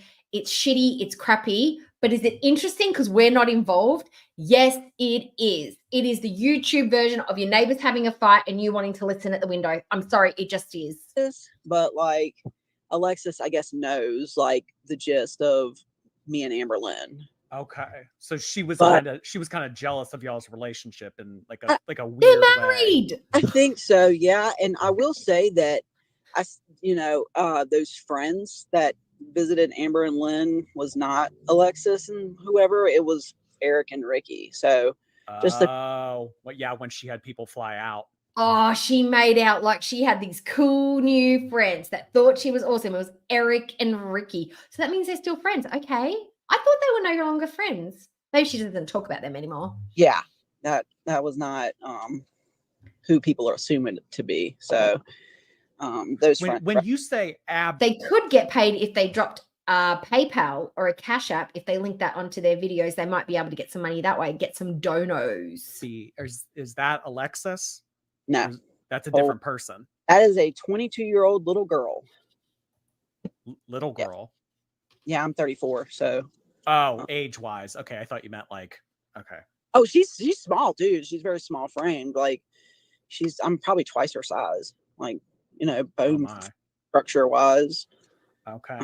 Well, Alexis has actually just come into my stream just now, and she has some words to. I would like to hear what Alexis has to say. So Alexis is. My God. What are the alignments? Is this because it's the Olympics? What's going on? The world today has just, and you know what? This is going to sound absolutely nuts and crazy and just stupid, and it's got absolutely nothing to do with anything. But all day long, I have been plagued by Britney Spears songs. I have heard crazy, toxic, womanizer, that really awful, and I absolutely love Halsey, but that really awful rendition version cover that she's done of Lucky. I have heard all of those Britney Spears songs today in all different venues. Britney has been chasing me today, and I can't get away from it, even on YouTube. Saying that you guys are just spewing a bunch of lies. Erica is a sociopath who has cheated on her wife multiple times, and she's trying to save her marriage by doing this. No, actually.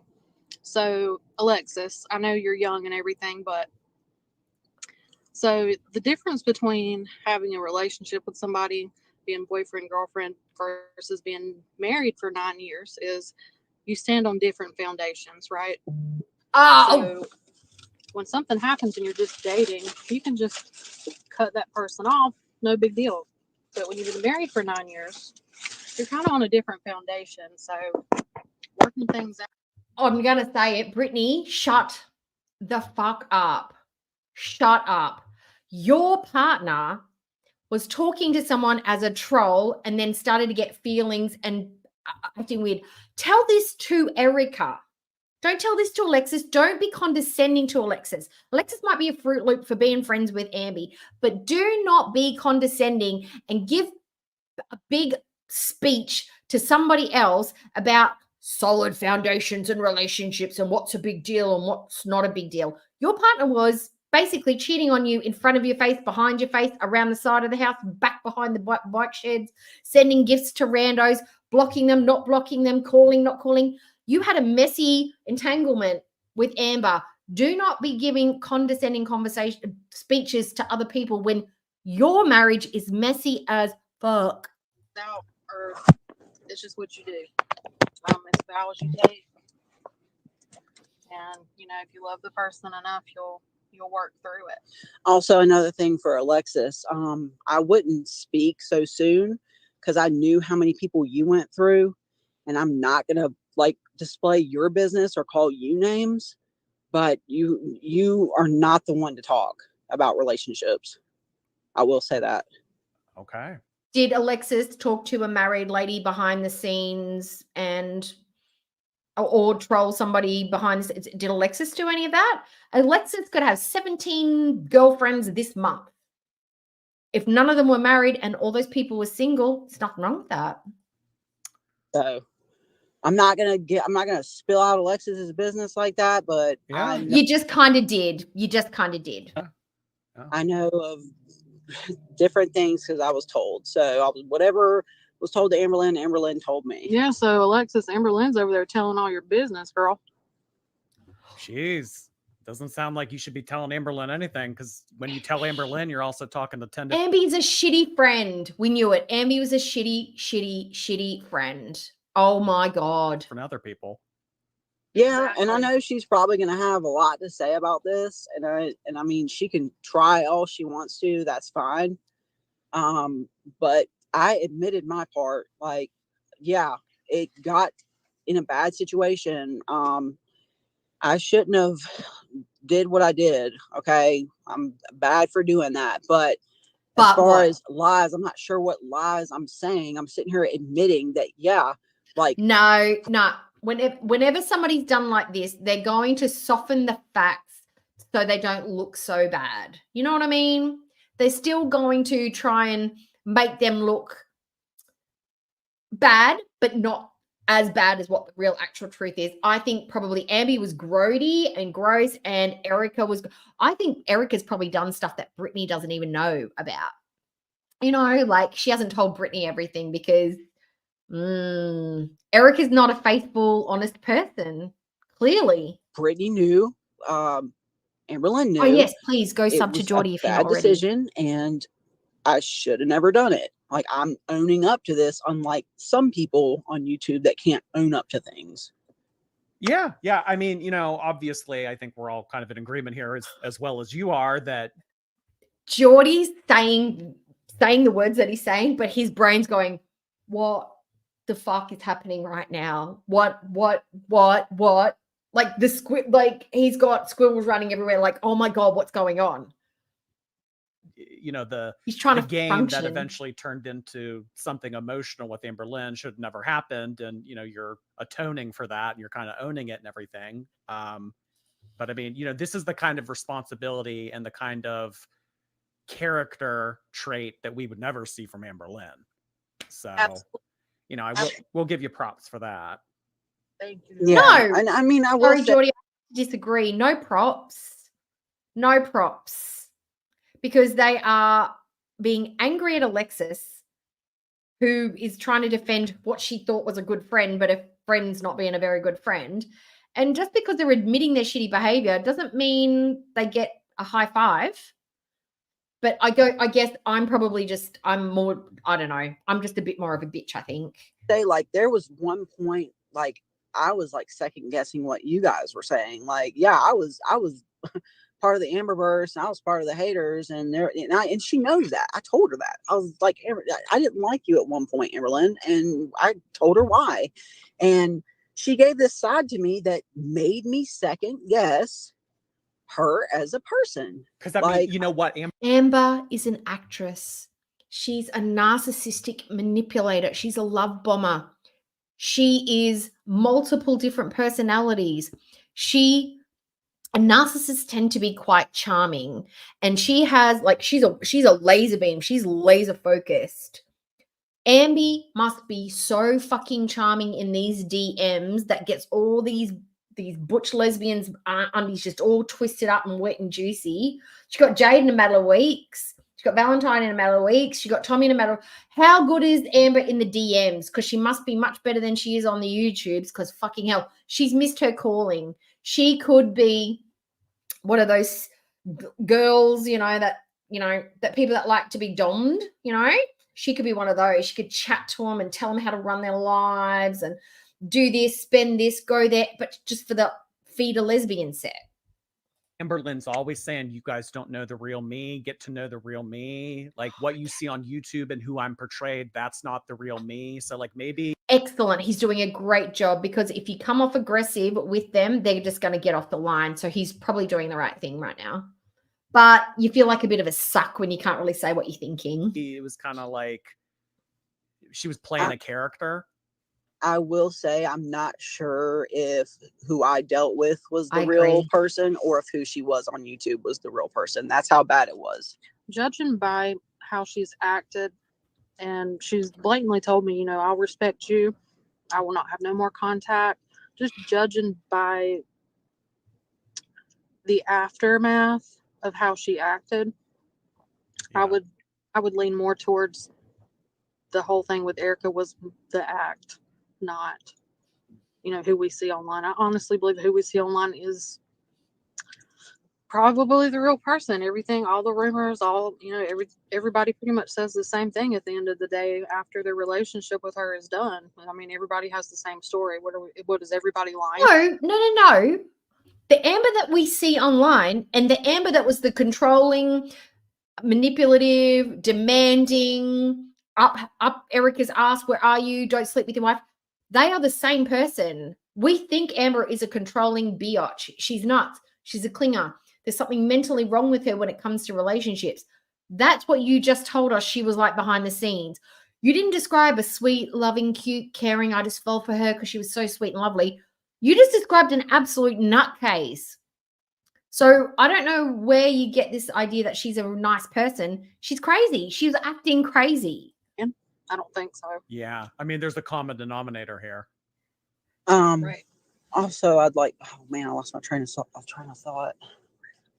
Oh, yeah. So this is going to sound crazy, but as far as her manipulation goes, I worked in a maximum custody prison for close to 10 years. I dealt with probably the meanest people you could probably ever imagine. And I never once fell victim to any of their tactics, their tricks, and their bullshit. Maybe it's because I knew, hey, you're a criminal. But with her, it was like I've never been that manipulated before in my life.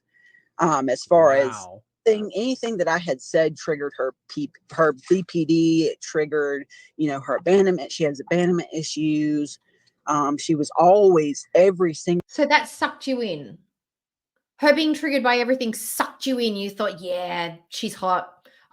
She's amazing. I want to protect her. Even though every move I make, she has to monitor and everything I say triggers her. Okay, that's weird. Single day needing reassurance. She was sending me videos to get my attention, and whenever I would try and end things and take pictures and stuff like that. And what videos? About how long would you say? So, I mean, you guys were talking shortly after she broke up with Jade. How long would you say that you guys had a texting relationship? How long would you say it went on for before you started to realize that there's an issue and you wanted out? When was it? So we started talking I sent the message September 27th. And I think things got out of hand, at least on Britt's part, around like November. So like Brittany was like, I don't want you talking to her anymore. So no, 2 months, maybe Yeah. almost 2 months. And Okay. you know, Okay, girls and guys, you're talking to someone online and they're like, put me on Life 360. I need to know where you are every second and every minute of the day. You're not texting me. It's been 6 minutes and I've been waiting 6 minutes for your response. Like in 2 months, if that's the kind of behavior that you're seeing, wouldn't you be like backpedaling so fast, not like leaning into it and going like, I think I'm falling in love with this person. Okay. of course, like I tried and I got I got backlash and I kind of caved in and was given a show, I guess that's what it is. Because you know, she told Brittany on this recorded conversation that she would not give my name out because she like respects, you know, privacy. That's why we're doing this now. Like we just got done telling apathetic facts, a whole bunch of stuff, and probably stuff you'll find out whenever she edits everything. I'm probably forgetting some things because I just have completely like I was just letting it all out. But yeah, I'm the jerk, and I was an idiot, and I'm stupid, and well, you know, so November. So if you guys started talking in late September and then, you know, sometime in November, is that when Brittany reached out to Zachary Michael? Yes. yes. So you were willing after. So Zachary's been sitting on this since November and he's done nothing about it, and he's not said, has he said anything yet? He is a vault. He is the Fort Knox of information. He does not say anything. Oh my God. Like a month and a half to spill everything that you had already known. So really this could have came out last year. Yes. Absolutely, yes. And I mean, honestly, the only reason why any of this has been happening over the past day is because why do you think that she would come on here and say Erica's name? Like what good do you think? Because everyone thought Tommy was me, and apparently Tommy killing her girlfriend is Hi, Mash. the main talk right now. So I guess She did not just say that. She just did not say that. Tommy was me, and apparently Tommy killing her girlfriend is the main talk right now. So I guess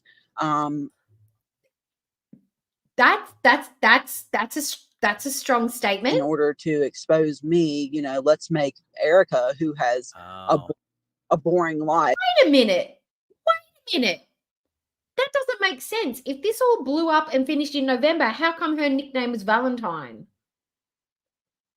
That would mean that on February the 14th, things were still happening. So what happened to December, January, February? That doesn't make sense. You know, I have a mundane job. I go to the gym. I don't have any type of history of killing people or feeding people to death. Sorry, excuse me. I'm not sure if I'm going to get monetized or docked, you know, in trouble for what? saying. Whoa. Oh, sorry. I was reading a comment. I missed that. What did she say? I don't have any type of history of killing people or feeding people to death. Sorry, excuse me. I'm not sure if I'm going to get monetized or docked, you know, in trouble for saying that. But Tommy has more of a history than I do, but still. No. This is it doesn't matter if it's worse or better. You both have done shitty things. Just because Tommy was involved. We don't know that Tommy actually, like, look, it's not as cut and dry as that. But just because Tommy's thing is more taboo than what you've done, do not try and throw Tommy under the bus to deflect from your shitty actions. You're a shit. Make Erica a distraction. I'm not about to be a distraction to someone that fed their recent partner to death. And I'm probably being mean about it, but sorry. I mean, we all saw the screenshots. You know? I mean, so let me ask, so like, obviously you're very fitness oriented. You're very interested in weightlifting, that kind of stuff. Did your relationship with Amber Lynn, did it ever kind of be like you were her coach? You were trying to get her to lose weight, get her health on track? Not necessarily, no, but you know, she was like I did like try to support her in this whole like Ozempic thing. Okay. And I guess like shortly after we like parted our ways, Ozempic failed. Not sure how that happened. But you know, she was like, she would tell me her weight. She's like, I'm trying to get down to this weight before this date, you know, and I'd be like, okay, you know, I'm proud of you for that. That's, you know, a good job. But you know, I was trying to like tell her better options of things sometimes. I'm like, you know, maybe you should do this or maybe you should do that. And I don't know if she took my advice or not. But obviously not. Yeah. Do that. And once again, I was stupid for that too, I guess. So well, I mean, you know, I'm not cutting you too much slack and everything, because I mean, obviously, you know that you did wrong, you got involved and everything, but it kind of sounds like this wasn't the best person to kind of at all. Yeah, because I mean, they obviously have a lot of emotional issues and attachment. No. That is why Amber is the perfect person for something like this. If she wasn't as wired the way she is, this would never have happened. If she wasn't a narcissist with a massive ego who cannot be alone, who thinks she's the most glamorous, gorgeous, sexy, beautiful person, emotionally and manipulative, abusive personality, somebody coming into her DMs and talking her up and love bombing the shit out of her, that would not work on a regular person. You know what I mean? Somebody with an overinflated ego. This is why it works on Chantal. This is why this stuff works on Amber. Amber is a hair trigger emotionally. She's a control freak. She is Glenn Close. A normal, mentally stable, regular, rational, logical woman would not fall for this bullshit. Amby was the perfect target. I mean, and I mean, it kind of sounds like you didn't want to be mean. You didn't really want to. And I wasn't mean. Like I snapped at her a couple times because she was timing my responses. Like, oh, what were you doing for the last 4 minutes? What were you doing the last 30 minutes? What were you doing?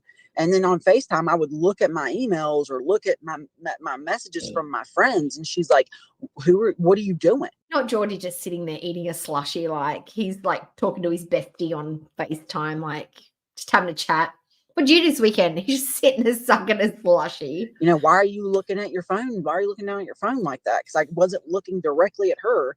You know, I just got questioned. I couldn't even sit down and eat breakfast and without getting interrogated on what I was doing on my phone. That's attractive. And well, I mean, you know, LYNNE doesn't have anything going on. She's not working. She doesn't really have anything to take up her time. So your life became her life.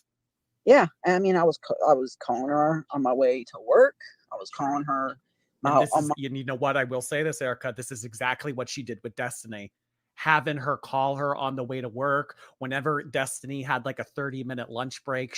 This is why Amber probably moves them in so quickly so she can have them in her vicinity, so she can have them. She knows like they got to go to the shops. Amber knows where they are. I'm going with you. You work from home. This is why Jade probably lasted as long as she did, because she worked from home. Amber had full control of where they were at all times. Oh my, and this is probably why she was going to move Tommy in, because she needed to know where Tommy was every minute of the day. It's part of her abuse cycle. She had to go to the car and she had to talk to Destiny, and they had to be on the phone with each other. And I mean, you can't keep that up, obviously, because I mean, you had a wife.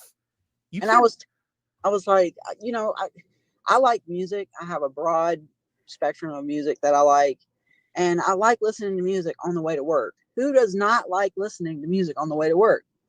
And I mean, unless you really want someone important to talk to. And I was like, you know, I would like to listen to music on the way to work. And that was an issue. That was an issue. And then on my way home, if I hadn't called her after the time she knew I got off, she would call me.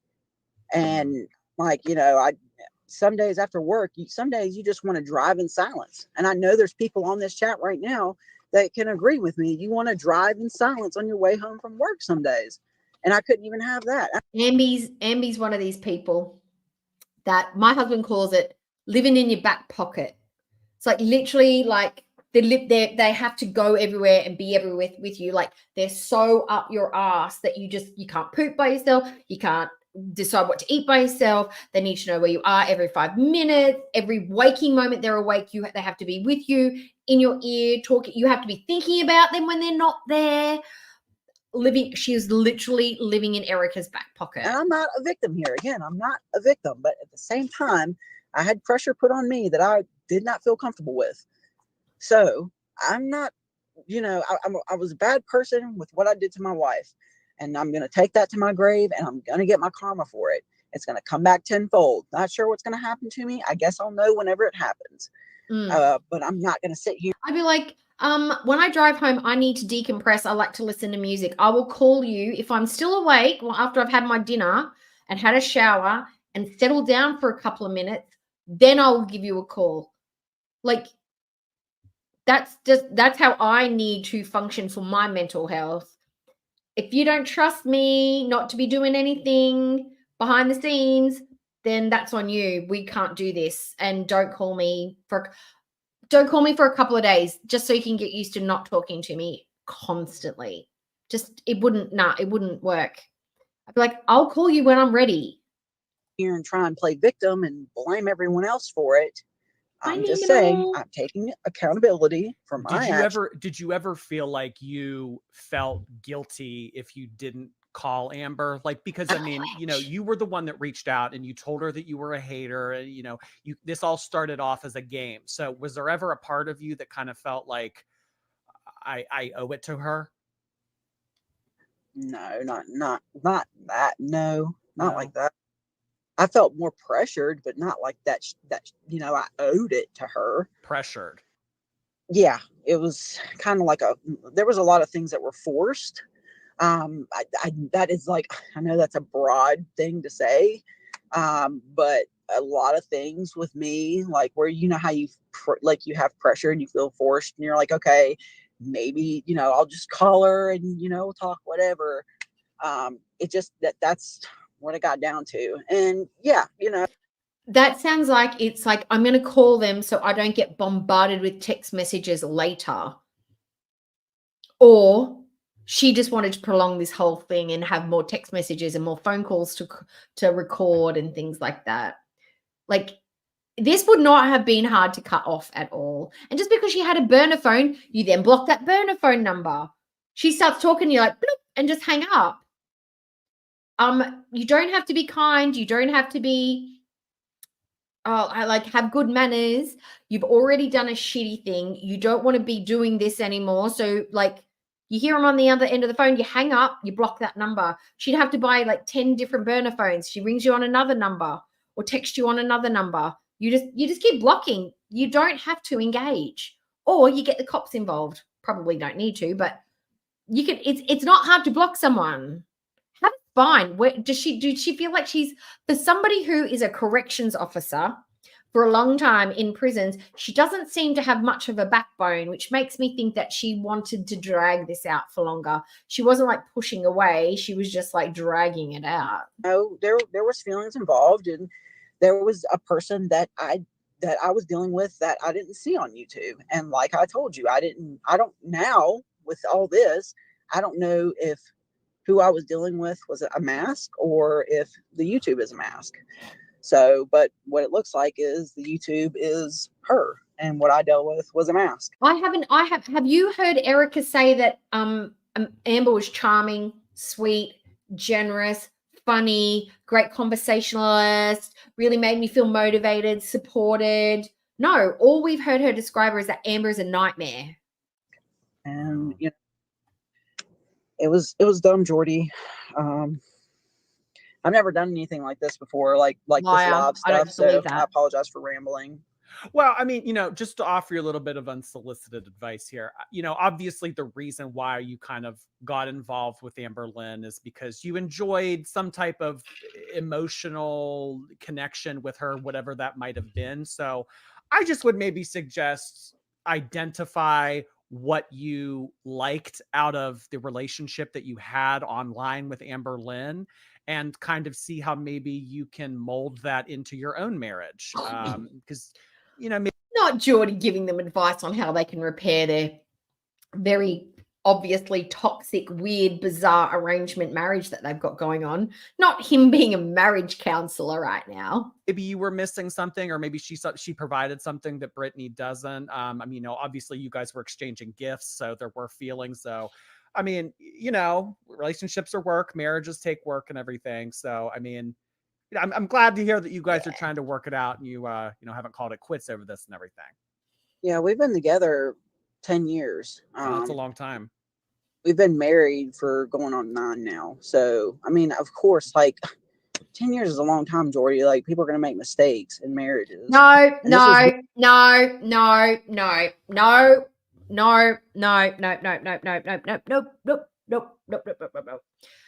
People can make mistakes in marriages. Doesn't mean you are going to every single person in a relationship. There are mistakes where you don't take care of your partner's needs, emotions. You don't give a shit about their hobbies. Like, you get sick of them some days. You have arguments, you have fights. What you don't do is start cheating on them and talking to the other people behind their back and doing this manipulative shit. This is not the common mistake people in marriages make. This is not a hiccup. This is not an oversight. This is not an oopsie, my bad. This was a deliberate act not everybody makes in a marriage. I don't care how long you've been married, a year, 25 years, 38 years, 48 years. Cheating and doing some bullshit like this is fucked. It's fucked. One of them, and it was probably the worst one I ever made in this whole 10 years. It was stupid. Yeah. It started out as a joke and ended as a nightmare. Mm-hmm. So about this, I mean, Exactly. so sorry, remind me one more time about why was Amber Lynn under the impression that you were going to move in with her? I guess that would be tomorrow. Oh gosh. So the night that we, like, I guess, you know, I chose, she was like, you never, like I said, That we had I a conversation. chose. She's like, you never choose me. You don't want to be with me. You know, you always choose your wife. You could just be with me, you know, blah, blah, blah, blah. And I was like, okay, well, what, like I said, you know, she said it would be more communication, just more loyal, more honest with each other. Okay, that's fine. Erica's not told the part to Amber where she's like, I'm not happy with my relationship with Brittany. We always fight. We're not getting along. There's no spark there. We're just roommates. We like just live in the house. Erica was probably feeding Amber all sorts of shit. Or Amber was just making it all up in her head.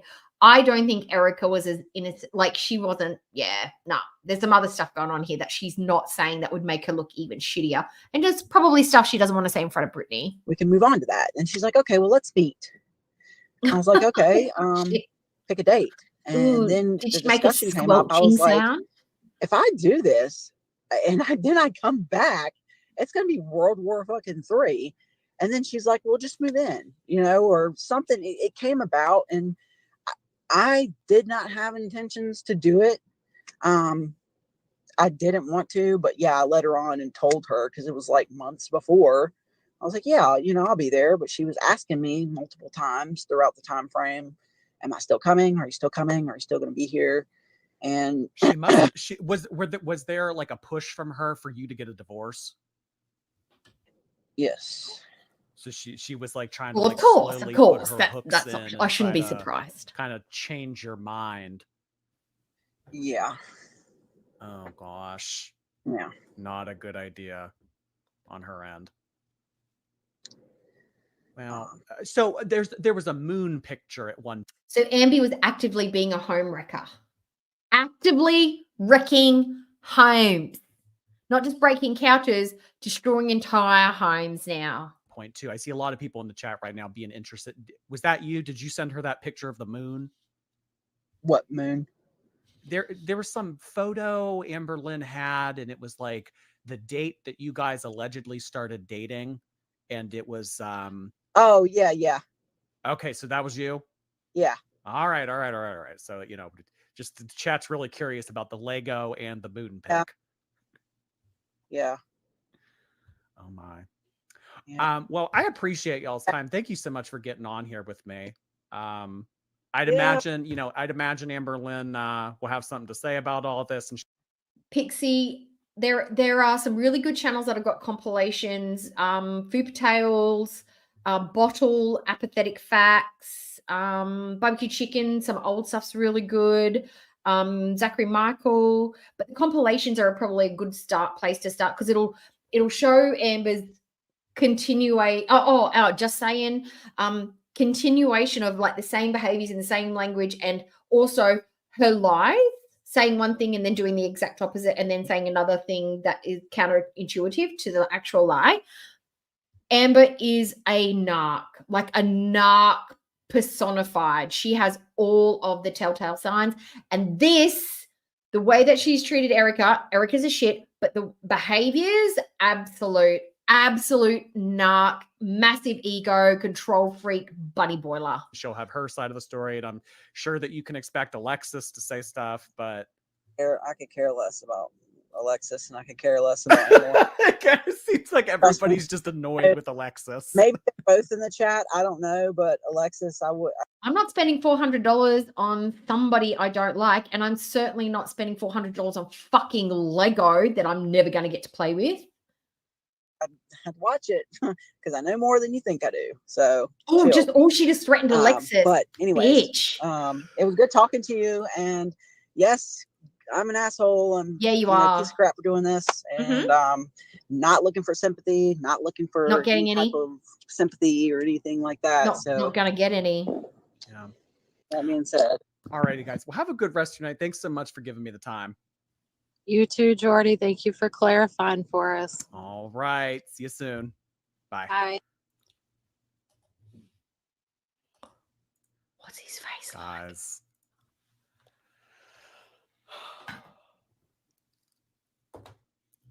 Oh. That's how I'm feeling right now. Has Apathetic Facts dropped their video? That'll be tomorrow, won't it? Oh, Jordy. Oh, I just want to hear what he has. What's the first thing he says? That's literally it. Like, am I dreaming?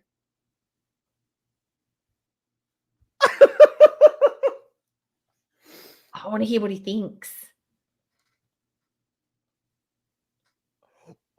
Amber Lynn, out of everything that I took away from that, I think that the girl, obviously she and Brittany are going to have to work that out on their own, salvage their marriage, all that, everything. Yeah, blah, blah, blah. I mean, like I said earlier, there are different interpretations of cheating. There's different levels of cheating. I know that some people say emotional cheating is worse than physical cheating. It's all just lies and manipulation, whatever. DMing people, whatever. But so, I mean, there's a lot of gray area, and that's going to be for them to figure out.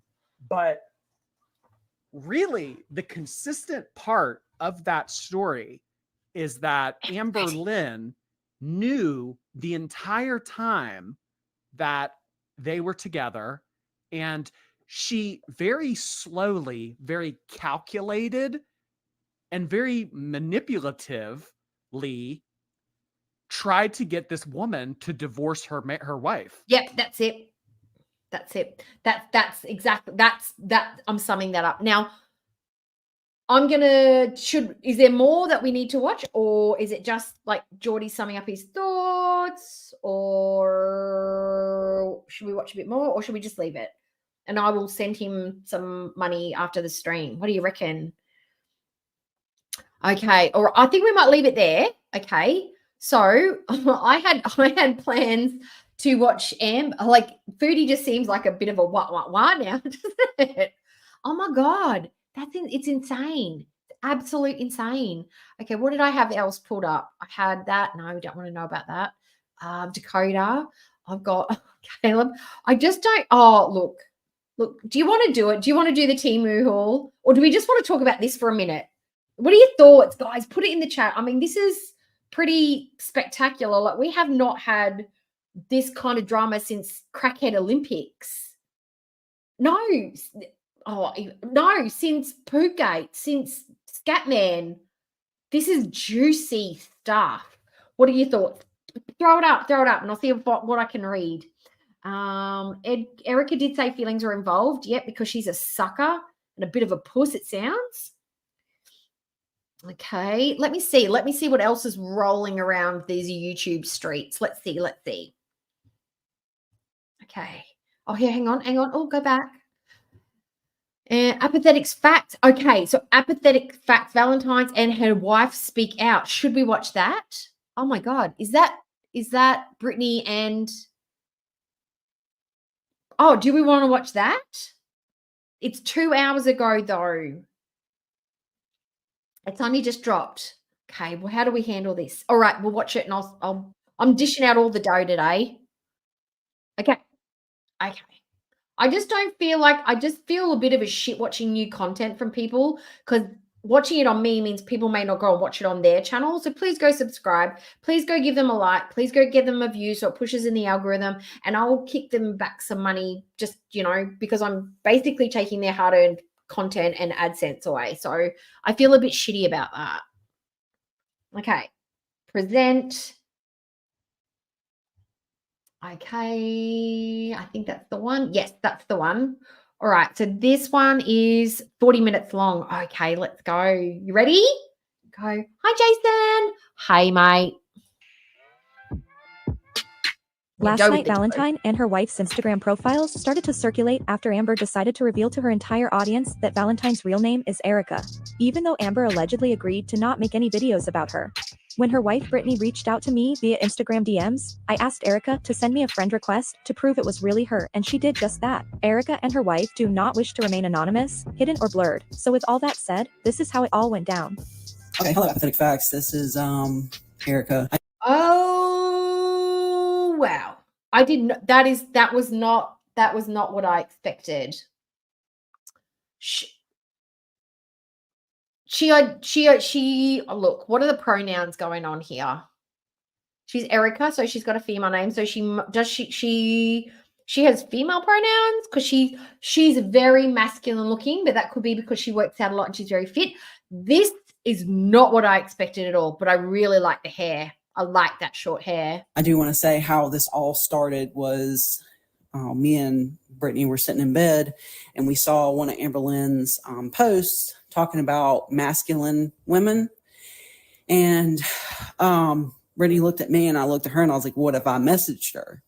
Right. So our first message was, do you reckon they keyed and giggled like, oh, let's message Amber and just see what happens. Key, probably a bit buzzed, maybe a little bit buzzed, or like having a few drinky drinks, or just being like a pair of mean girls. Because I was like, I think I said like masculine women ? Or something like that.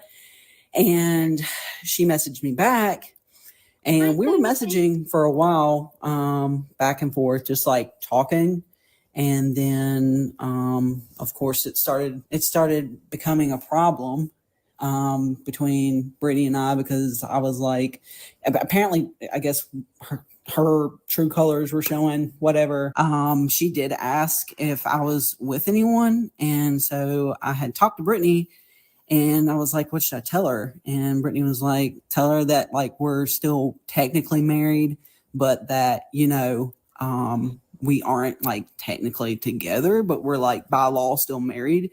So I gave her that story and rode with it for a while. And of course I do deserve this backlash that I'm getting, because I troll. This is why Amber was saying you shouldn't prioritize your wife, because she's basically told her, like, we are practically divorced, but just not divorced. Like, we're not together. So when she's taking her wife's feelings into consideration, Amber's like, well, why do you care about her when you should be caring about me? That's sending Amber very mixed messages, and that's pretty shitty. But Brittany was in on it, so she didn't care. Trolled her for a while, and just kind of like get like a kick out of it, whatever. It's Amber Lynn Reid. I wasn't a big fan of her for a very long time, and look, we don't like Chantal, we don't like Amber Lynn. But this is bad as Chantal and Amber Lynn's behavior. Doing this kind of shit makes you just as bad as their toxic traits. This is a toxic way to behave. It's fucked. She does know. I openly told her, Amber Lynn, that, you know, I used to watch her and I disliked her extremely at one point. And of course, she wasn't too fond of that. So the conversation continued, and then it got, you know, kind of out of hand. And so also, I'd like to point out that while I was talking to Amberlynn, she was talking to a girl named Danielle that was also married. I don't know like the full details behind that whole situation. I just know that I was kind of like the back burner person of this whole triangle that she had going on. Like she was talking to another girl named Abby. Wait a minute. So basically, Amby doesn't have enough time in her day to make her vlogs any better. And for days and days and days when she's away and she's not filming anything, is it because she's like watching has she got like a Mission Impossible screen set up where she's tracking all these different people? Like she's clicketing and clacketing and she's like, oh, they're at the 7-Eleven now. What are they buying? And oh, they're at the library and oh, they're studying at school and oh, we're like blah, blah, blah. Like, is she like fucking minority reporting all these women? She was telling me about her friend named Alexis, and then she was telling me about Danielle and how she was crazy over her and blah, blah, blah. And then we kind of just like started talking more and more and more. And then, you know, my wife was like, hey, you know, I don't want you talking to her anymore. So there was a time where we didn't talk, but shortly after did start talking again. But the thing is, Emerald, she knew what she was getting with Amber. They'd been watching her for years. They knew her behaviors. They knew her, like, what her reputation as being a narcissist, being an egotist, controlling, abusive. But she was sucked in by Amber's amazing manipulative powers behind the scenes. I'm starting to think that's absolute bullshit. I think that's their cover story as why they dragged it out for so long. I'm not a good person for like doing this. No, you're not. I know that I'm not. And, you know, whenever me and Amberlynn supposedly like broke. Okay. I'm backtrack. I'm going too far ahead. Just give me a second. So we kept talking. She started becoming really possessive. She started, you know, talking about Brittany, how I always choose her first and that I won't be her girlfriend and I wouldn't choose her. And so on, I think it was like Valentine's Day or whatever, she was giving me a hard time about it. And it more so felt. Amber was like, I'm crushing on somebody. We're in love, but we're not in a relationship yet. It's simply because she wasn't being picked. She was not the pick. She's a pick me who wanted to be picked, but she wasn't being plucked. Forced. And that was through text. So if she tries to show those texts, you'll see that was a forced agreement for me and her to be in a relationship. And so I was like, so what would this relationship be? And she was like, just more loyal, more communication, blah, blah, blah. And I was like, okay, I can deal with that, you know, whatever. And that was where it came about. We continued talking and things got more and more in depth with each other. And I was actually starting to second guess like her as a person. You know, maybe the haters are wrong, you know. But isn't that what whenever you date someone, you're always on your best behavior. You pull out you wear your nicest clothes and you tell all your funny stories and you're charming and witting and you're excited about their hobbies and you're excited about what they like and you tell them they look good and I miss you and like you're on your best behavior, your best version, and you hide all your shitty parts, like you put them on the back burner. You know, you put on your oversized abaya and you cover all that up and hope your best bitch just shine through. You don't show your muggy, toxic traits. You literally filter yourself. She knew exactly what she was getting with Amber and she fell for her cool, sweet personality and everybody was wrong. No. Just like you were fooling her, she was fooling you. You were fooling each other. Jesus. Maybe she isn't a bad person because the side that I saw of her wasn't the person that I saw on YouTube. Like the side she gave of me was different.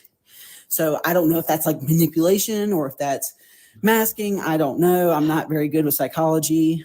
Even though I should be well-rounded in it, I'm not. And You say that you worked in the prisons for 10 years. You would be able to identify people who are masking, and you would be on guard. You would be looking for those like body language, signs, verbal cues. It's part of your actual training. Like that would be something that is innately ingrained in you if that's what you did for a job. I'm sorry, this person is not that naive. You cannot work in a place like that with scary prisoners and people that are in lockdown who literally their life is on lockdown and they've got to get, contraband and hustle and favors and build good relationships and basically con you on the daily just to exist and feel safe and whatnot. There's no way that you would be this naive. No way. And things got out of hand. We said things we shouldn't have said to each other. I never said anything bad about my wife to her. That's one thing that really made her upset was if anything, my wife had switched jobs. And okay, Oceana, quick. I'm going to see if I can do the best breakdown ever for Oceana. Pause. And I've got to shift because my tailbone hurts. Okay, this person that you're seeing on the screen right now is Erica. Erica is Valentine. Erica is married to a lady called Brittany. Brittany and Erica were trolling Amber. She started to talk to her behind the scenes on Instagram when she was like, oh, I'm Amber's type. And Brittany and her looked at each other like, should we message her? And they said, yeah, cool, that'd be fun. And so she started talking to Amber for a long time. And then Amber is so good in the DMs. She got all caught up and in love and not in love, but she started to fall for Amber's manipulations and started to think, maybe Amber Lynn, even though I've been watching her for years and years and years, maybe she's not the narcissistic, egotistical, manipulative bitch that we all think she is. Maybe she's a really nice gal. And she started to get a bit confused. So she sent us some really expensive Lego and the moon thing. Brittany got upset because Brittany, which is Erica's wife, didn't want her talking to Amber anymore. But Erica just could not figure out how to block Amber from her life.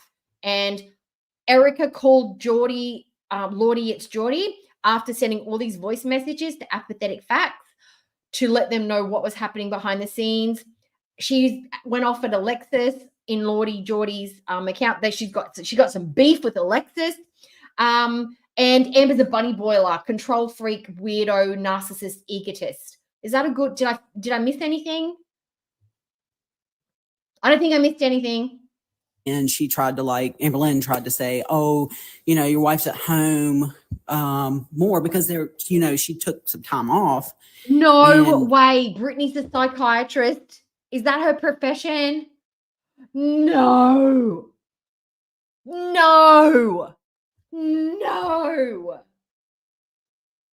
She's, oh my God. That's sick. That is sick. That a psychiatrist would be fucking with somebody that they know has really bad mental health problems. That is sick. I hope her work doesn't find out about this. I'm not saying tell her work. I'm absolutely not saying that. But this could be problematic for Brittany's work if they ever found out. She could be in trouble for this because it's sick. Amber Lynn was upset because my wife was home more and I couldn't talk to her much. And she said, oh, well, she quit her job because she's being a baby. And I was like, no, she quit because, that is a good it was two different conversations, but basically we was saying she's taking a bigger pay raise, and no, I was thinking Nick Nolte's son, the one that was in that Nick Nolte's son. That's who I was thinking. What's that movie? I watched it a lot with the crawly things, bugs or something. Better opportunity. It's not because she's Casper Van Dien was in those movies. Being a baby, that's not who she is. And it would upset her that I always talked about if my wife came into conversation, I was talking about her in a more positive light. And my wife is not some crazy person that Amber Lynn is saying she is. You should not have been talking about your wife with Amber Lynn. That's all I'm gonna say. Anyways, I'm getting found out that me and my wife were not technically married, that we were. Tiny Walnut. Brittany is this person, which is Erica, aka Valentine's wife, and Brittany knew all about Amber all along. It's go back, or even better, go and watch the Lordy. Oh Lordy, it's Geordie's got a really good video where he spoke to Brittany on the phone on Instagram DMs. They had a long phone call. It starts at 1:35. There are text messages and stuff, but there's a really good phone call that she had. Go and watch that. After this, obviously. Were married, and we did have an active relationship, and that we have been together for a long time, and that we were, affectionate, everything like that. And she was upset about it, of course, but she forgave me. And, I was upset for like hurting her feelings, of course, because, she cried about it. She was hurt by it. And, people crying upsets me. And so I was like, I'm a big piece of shit. I'm still a big piece of shit for all of this. And if I could take it all back, I would. Okay. I don't know what type of backlash I'm going to get for giving you all this information. I'm hoping that, this gets the people off of my wife's back. If anything, like, cuss me out. Does this make Brittany, like, Brittany's not innocent in this either. She gave you the green light to start this up. Call me a piece of shit, blare my picture on Reddit, anywhere you want to do, but I don't want my wife getting backlash for this. Me and her moved past this, actually. June 9th. I'm sitting, this is the time frame where I'm kind of like trying to push Amberlynn away. Like, not really talking to her much.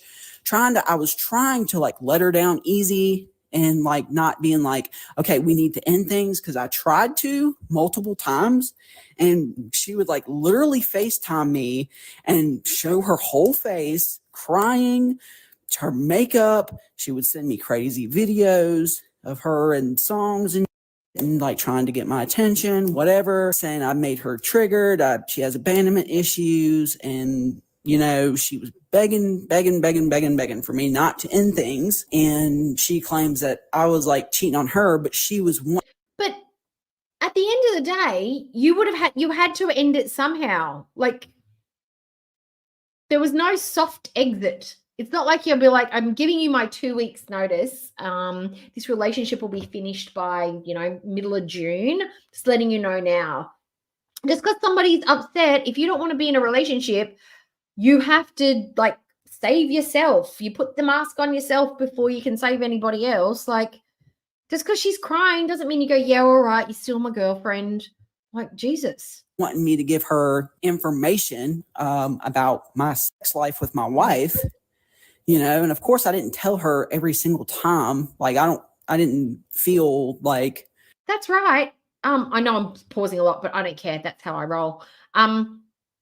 They don't even live in the same city. Like, okay, imagine if Erica lived in Oklahoma.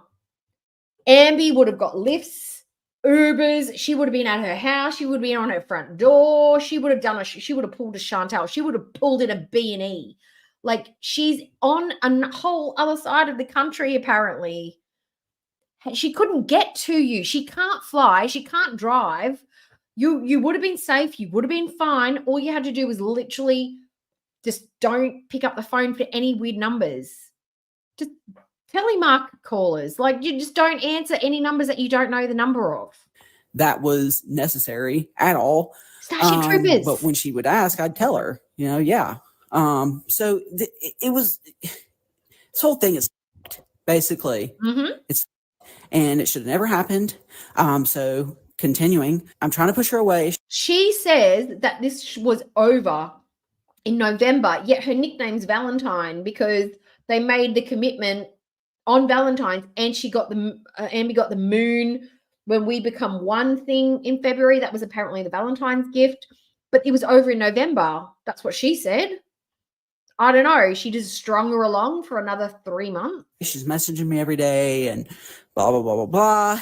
And like, I tried to make things up to like get her to kind of like back off, whatever. She messaged me on the day my uncle died, and my uncle like died. And I had a mental breakdown in the in the Taco Bell parking lot, you know, getting food. I'm having a mental breakdown. And I told her, like, hey, I just found out my uncle died. Like, I need some time. I needed time. And I told her, like, hey, this is a whole ordeal for me. Like, I'm trying to figure things out with the family, figure things out with this, that, and the third. And then she's wondering, Hi, she's more Tiny. concerned about if I miss us, like me and her.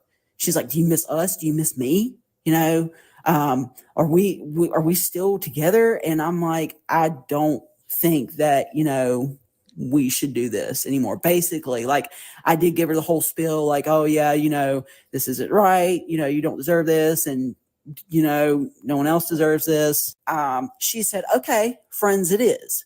So I don't know who broke up with who. I basically told her, like, I couldn't, like, do this anymore. And so she's saying that she broke up with me. That's fine.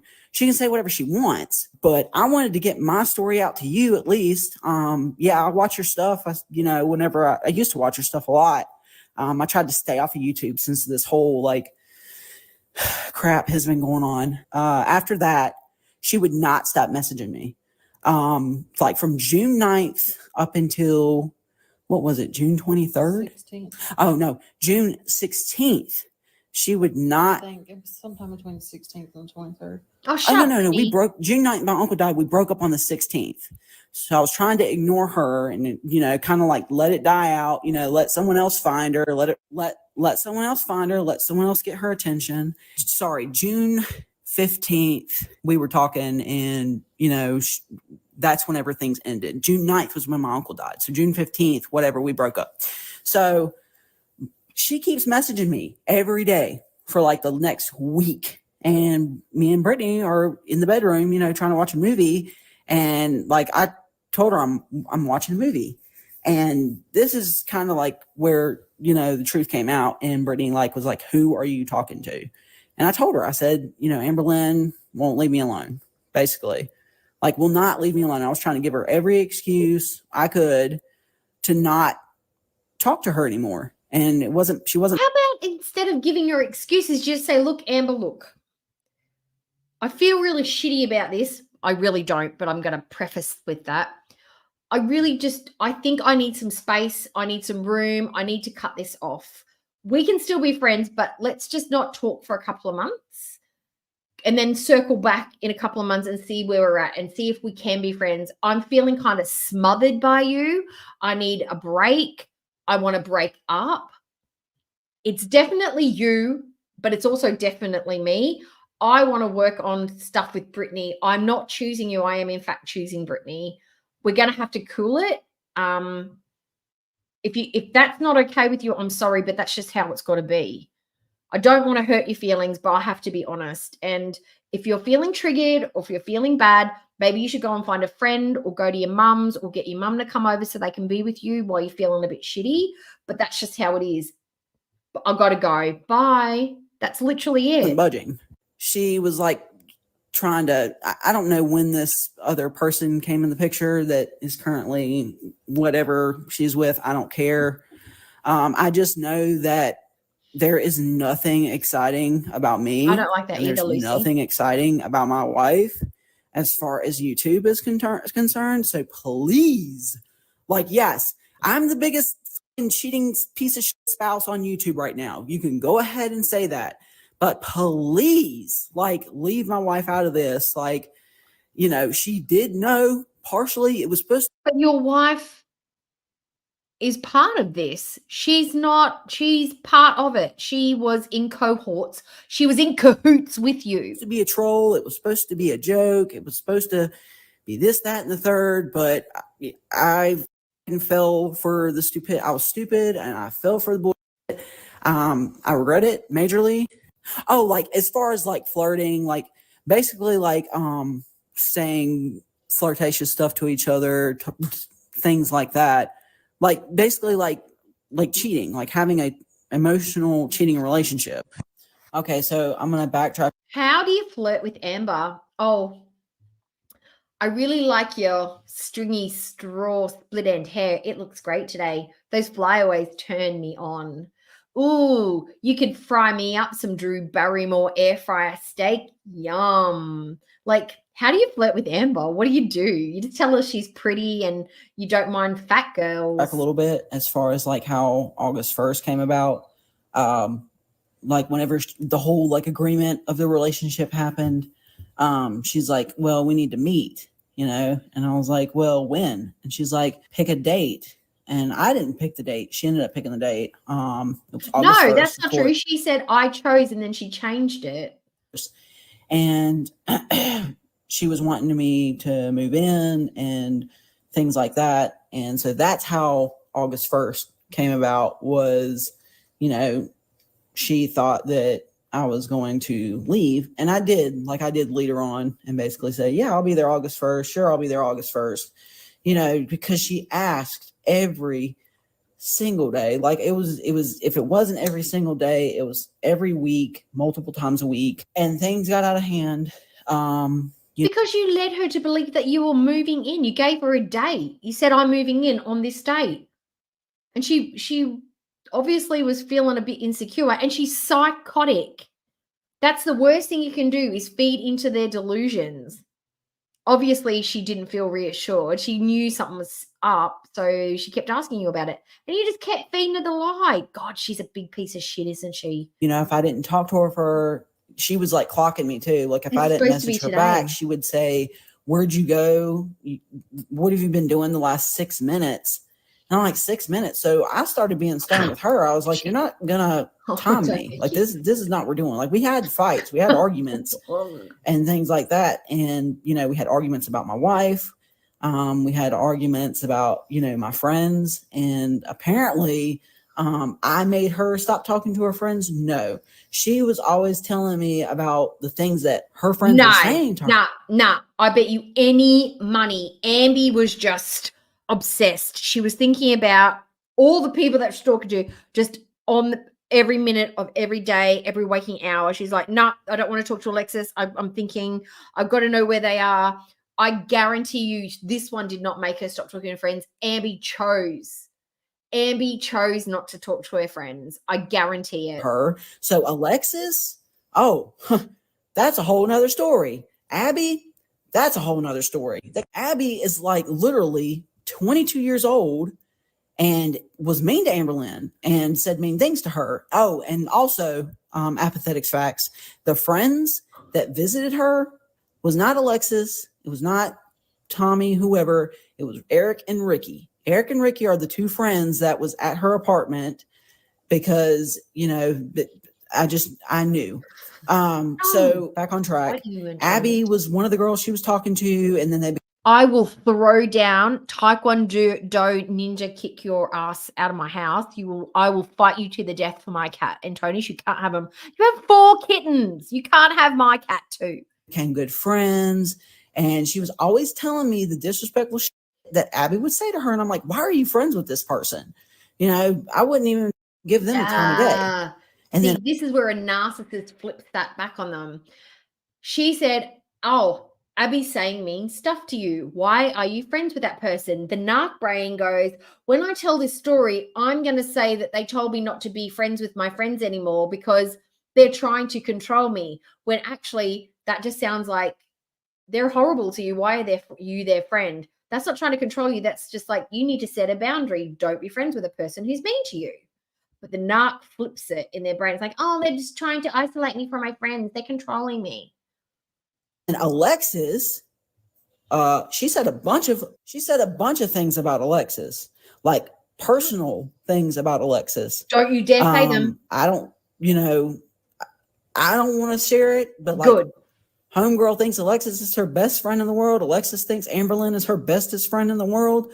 Well, guess what? Like Amberlynn talks about Alexis to me, saying she gives me the ick and the things she says to me. Blah, blah, blah, blah, blah. So I didn't make her stop talking to anybody. Amber made that decision on her own. And she even said on her, you know, she even told me like she becomes like obsessed with people that she's with and she tends to cut out her friends. I didn't make her stop talking to anybody. So this 18-minute phone call that you're going to be getting. It sounded like to me from when we were watching Lordy, that this one would have liked a bit of a breather, like a little bit of space from Amby. Like, go and spend some time FaceTiming your friends. Go give them a phone call. Go hang out with your mum. Go, like, stop being up my ass. Like, give me a bit of space. I would encourage you to go and spend some time with your friends because you are in my face. It's 18 minutes and 32 seconds long of a discussion between Amber Lynn and my wife on speakerphone. She was trying to tell my wife that I'm crazy and that, you know, she was wearing rose-tinted glasses, which, you know, that was a whole ordeal. You know, both of us were. It was a fucked up situation, and it was an emotional cheating relationship, and it should have never fucking happened. I went with it, and it was. Did anybody think that Amby sent this one some racy TikTok style videos? Like, maybe she didn't put the layering shirt on underneath some of those sheer dresses. Maybe she wriggled and jiggled and sent her some, you know, some smutty, slutty, TikTok-y type videos. Do you reckon? I reckon. Stupid, and I regret it, and I wish I never did it. And of course, I'm not perfect, but I'm not going to sit here and be trolled about something that Doohickey, Abby is another girl, apparently maybe another married lady that Amby was talking to while she was talking to Erica. Apparently there was Danielle. Apparently there was Abby. She wasn't her number one girl, apparently. She was the back burner girl. She was option number 2 or 3. She was minority reporting a bunch of different people at the same time. Like, this is why she was so busy. She's a busy gal. When we think, what have you got to do all day, Amber? Now we know what she's doing all day. She's tracking multiple people on her laptop or her iPhone or her iPad or whatever. She is doing recon, surveillance. Isn't true. Like, I'm telling my story and I'm being honest now so that things don't get turned around more than what they already are. And Amberlynn is a liar. I will confirm that. She's lied. I don't know how long this Tommy person was in her life. I don't really care, honestly. But I wanted to get my side out to you. That was the gist of it. You know, it was an emotional relationship that should have never happened. Why am I in the corner? What did I do? What did I do?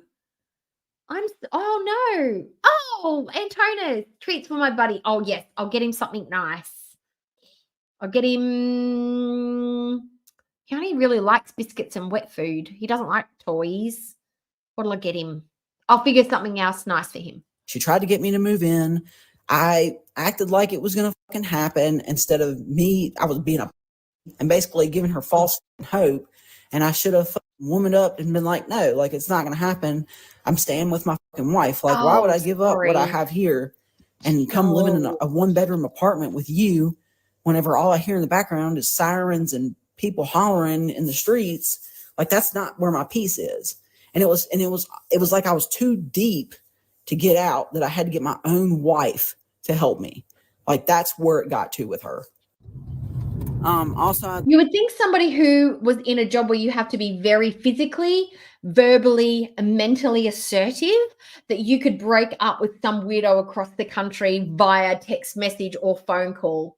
When you're in a job where you have to maintain control, order, give an air of authority, you cannot come across as weak whatsoever. This one needs her wife to step in to break up with your side piece girlfriend that's halfway across the country and can barely move or walk. Like, what the fuck, bro? I'd like to add that the day after the first conversation between my wife and Amberlynn, like, as far as, like, you know, you need to leave Erica alone. The day after, you know, I blocked Amberlynn's. I tried giving Buddy fresh fish and he doesn't really like it. He only likes the, like, canned tin loaf stuff. He's very particular. He's got a very narrow palate. Number, blocked her on everything, deleted her number. My stupid ass even, like, deleted the phone number and everything like that.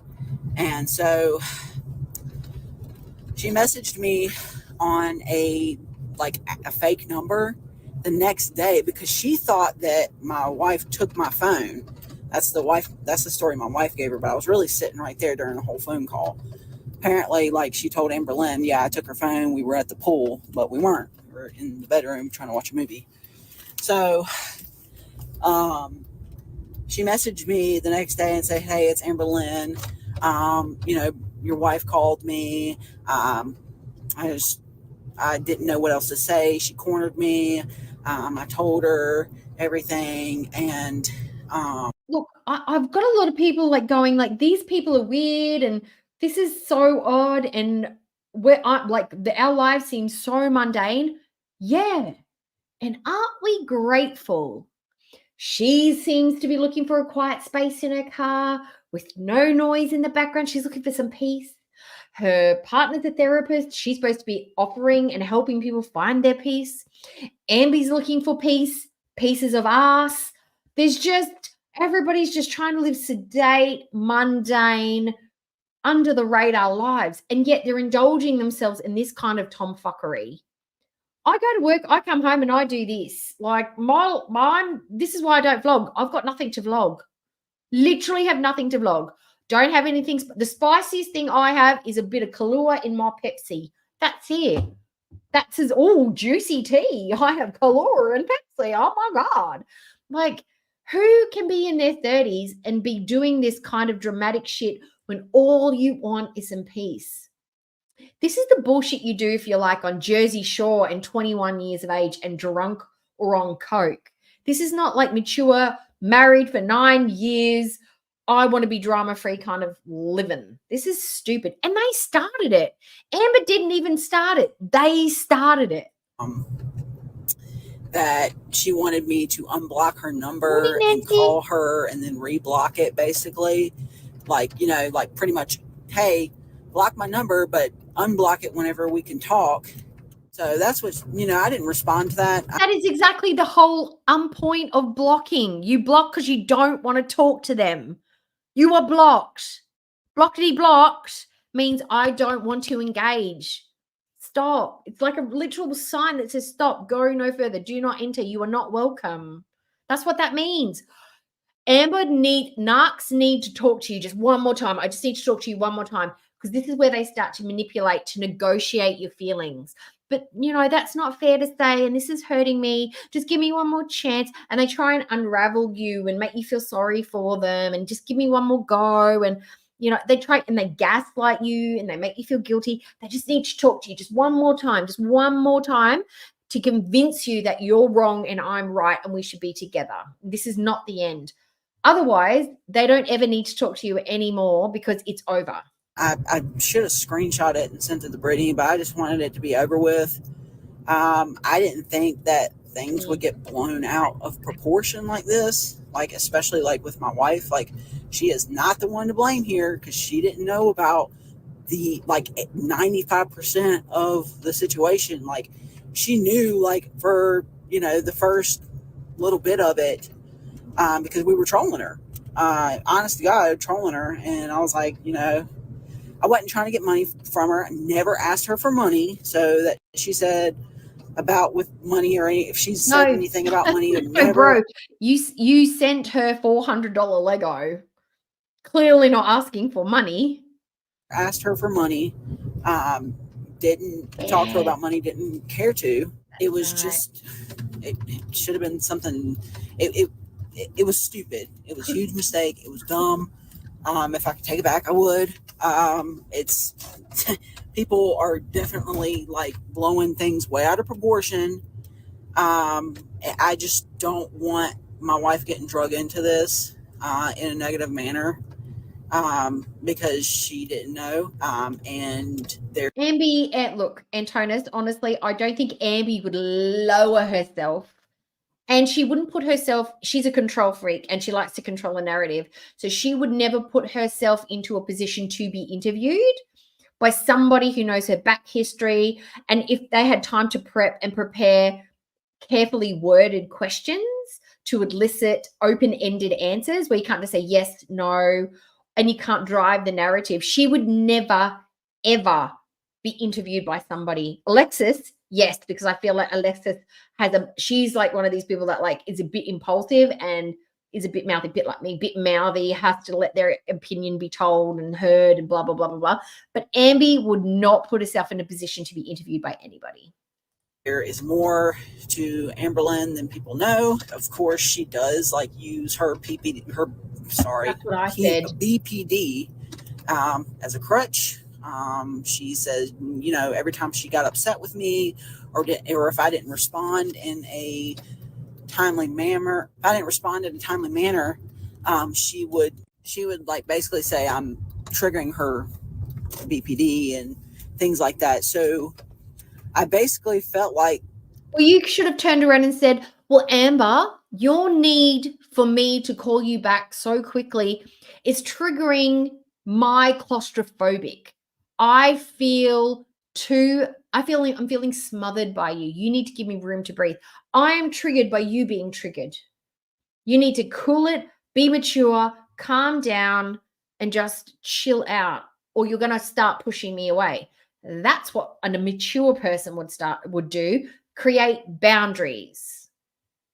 majority of the time, like not necessarily a gun to my head, but making me feel sorry for her. And, you know, at one point I was like, oh, you know, maybe she really isn't a bad person and people just make her out to be, even though I should have damn well knew because of, you know, her past. But I mean, everyone makes dumbass decisions. As you can see, I made one. This was fucking stupid. Honestly, like I said. No. You didn't make one bad decision. You made multiple bad decisions every day up until, I don't know, June 16th. You made all of them over and over and over and over, and you compounded them. It wasn't one bad decision and one bad choice. It was multiple. And you pulled another person in to help you make those bad, ridiculous, stupid choices. No, it wasn't one. It was many. Earlier, when I say Amber Lynn is a pro with her words and how she breaks things down and how she gets in people's heads, I dealt with criminals for close to 10 years. I worked in a maximum custody prison. Probably. And I dealt with inmates, and I was not manipulated by not a damn one of them. You know, as far as doing anything I shouldn't have done. She has a way with manipulating people, and I've never in my life been manipulated like this before, ever. And yeah, I have no excuse. Again, like I'm gonna keep saying, like this was a bad decision. I'm stupid. Making me. Do you guys buy that? Do you buy that she was manipulated by Amber? I think she just kept dragging Amber on and on and on and on and on until it stopped being fun. I don't think she was manipulated by Amber at all. She was withstanding the harassment, and when it just got too much, it's like, fuck, she's so fucking annoying.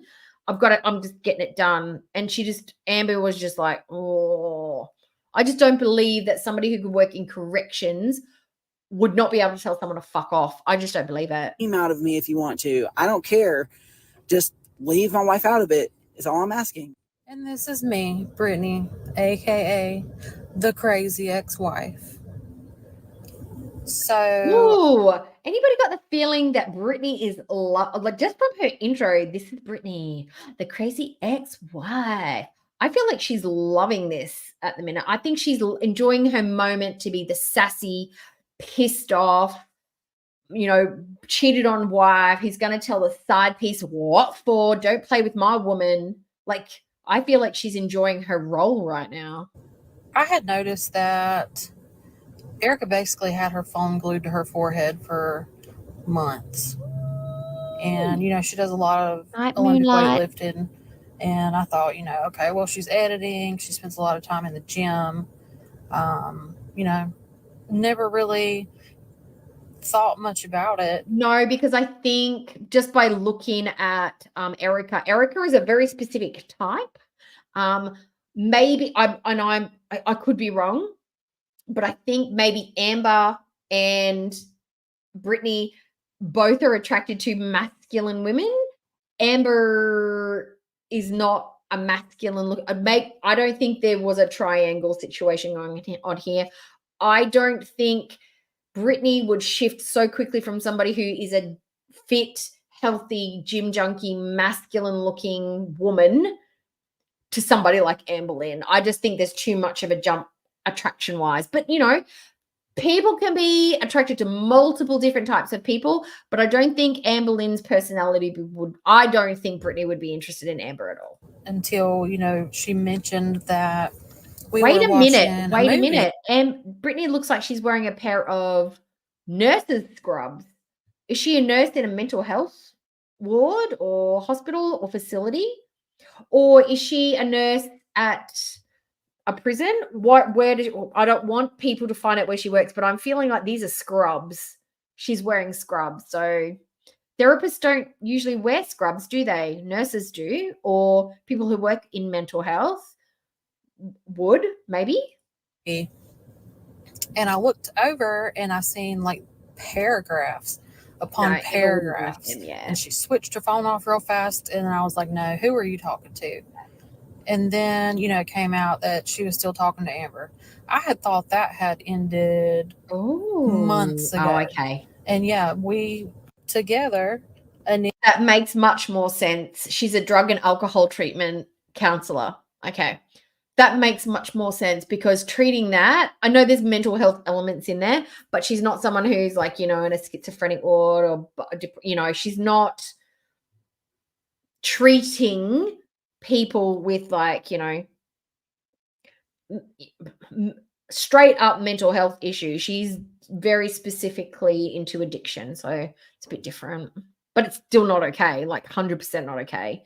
You would think she'd be empathetic and compassionate and a little bit more like, let's not fuck with the mentals, but nah. Initiated a troll.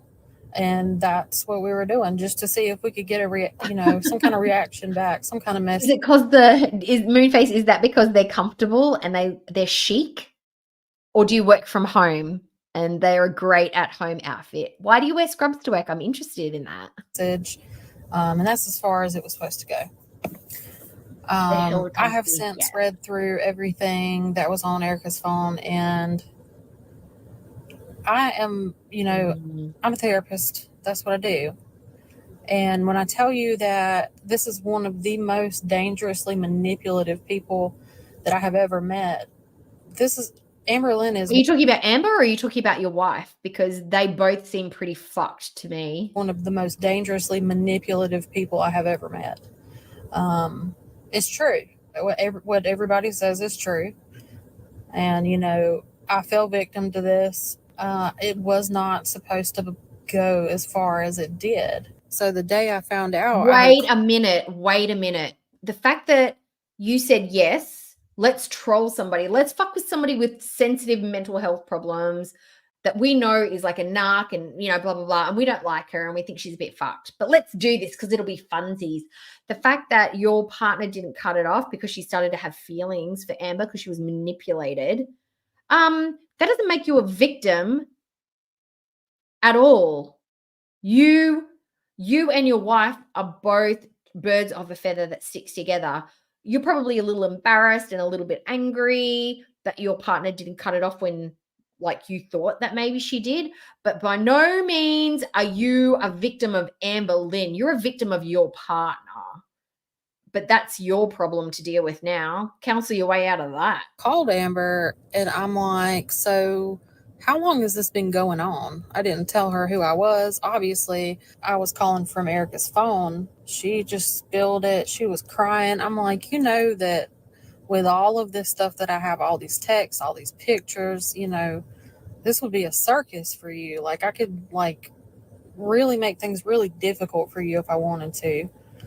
But I didn't try to get what was any kind that? Oh, Brittany. But I didn't. Pictures, this would be a circus.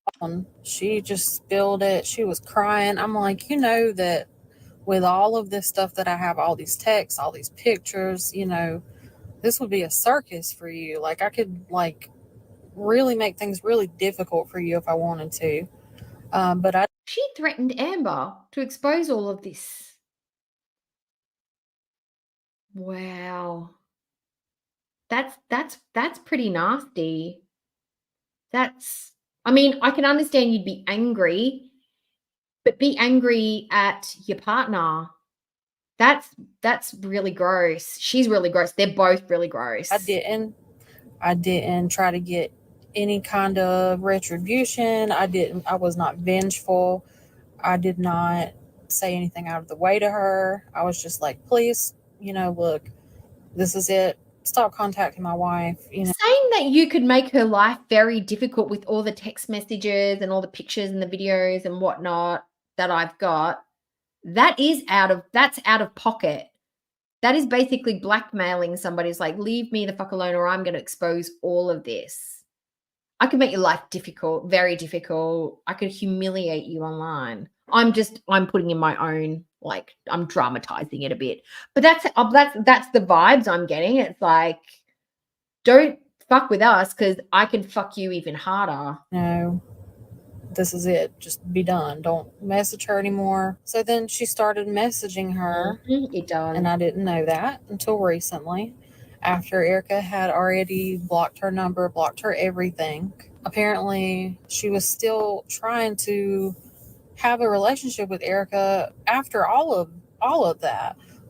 You know, block me and then unblock me. Like, who wants to stay with someone like that? Like, how desperate? Somebody who has really fucked up mental health issues that you completely were aware of.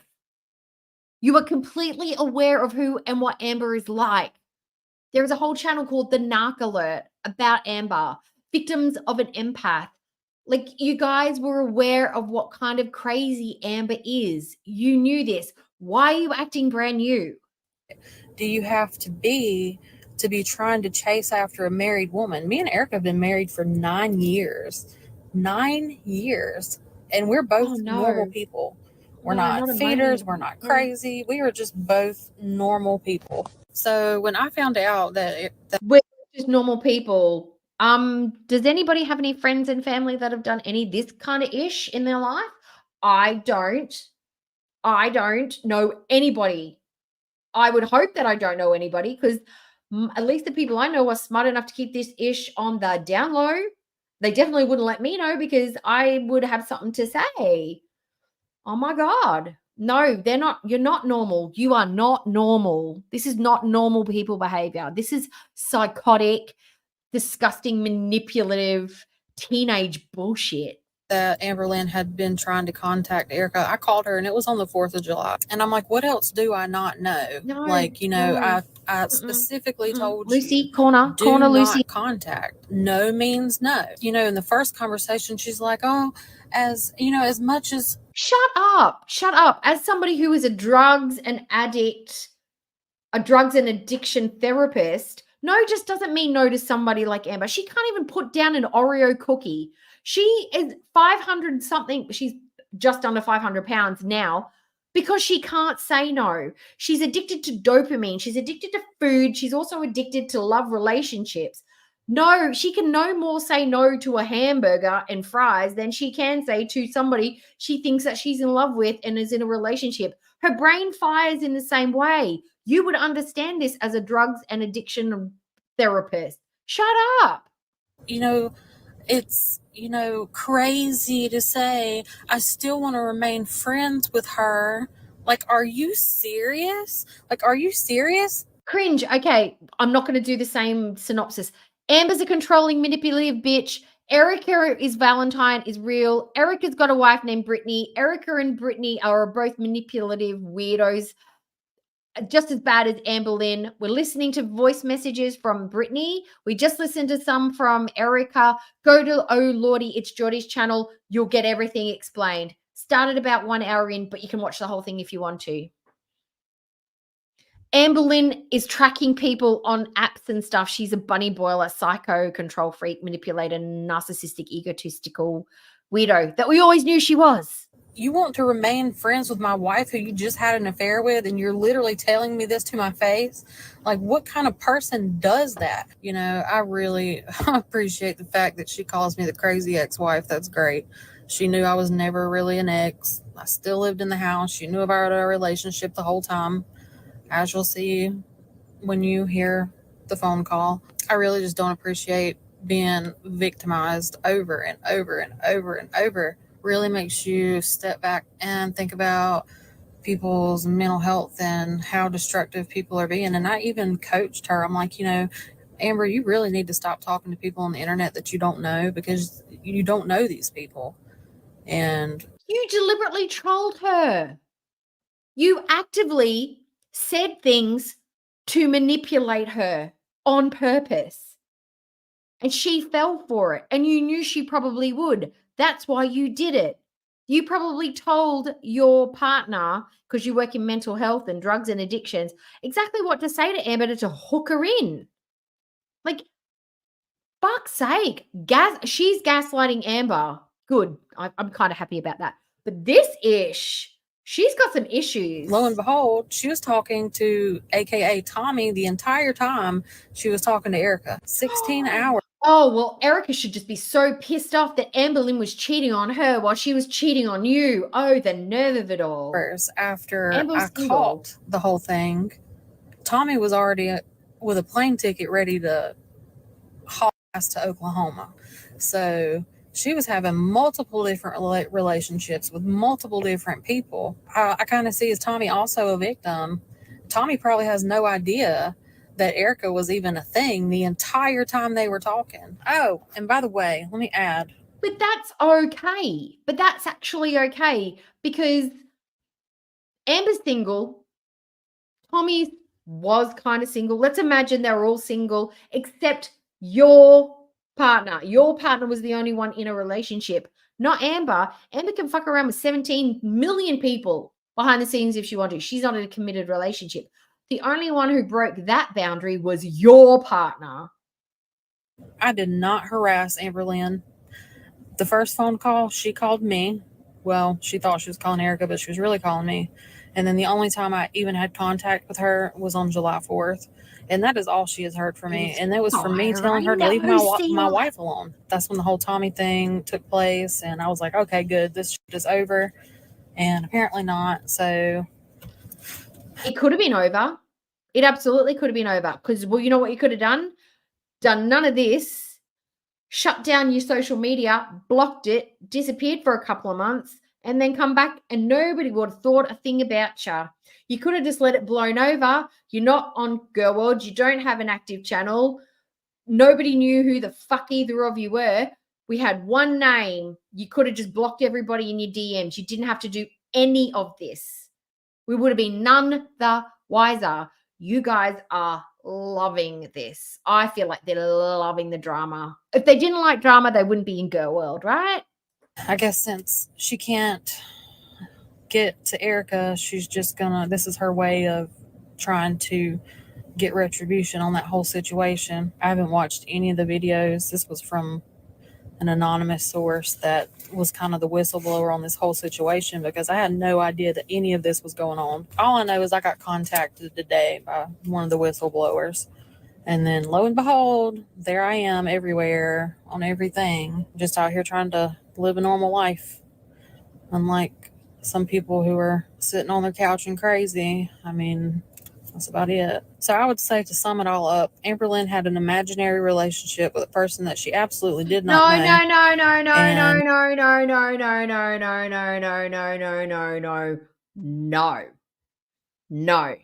No. Amber Lynn may be a complete psycho, controlling, abusive, manipulative narcissist, but your partner fed her lies. Amber thought it was true. Amber was in a relationship because your partner saying, yes, I will come and see you. I will move in. Here's a gift. Here's a present. Talking to her, calling her, unblocking her, trying to winding it down, but never actually breaking up with her. She fed Amby lies that Amby thought was the truth. You can't blame Amby for believing it. Well, you can blame Amby for believing it because she's weird, but she believed the lies that she was being fed by your partner. It wasn't imaginary because she believed it was a relationship because that's what the whole point of trolling her was. And then your partner said she started having feelings for Amber. So it was a relationship. It was a relationship for a time.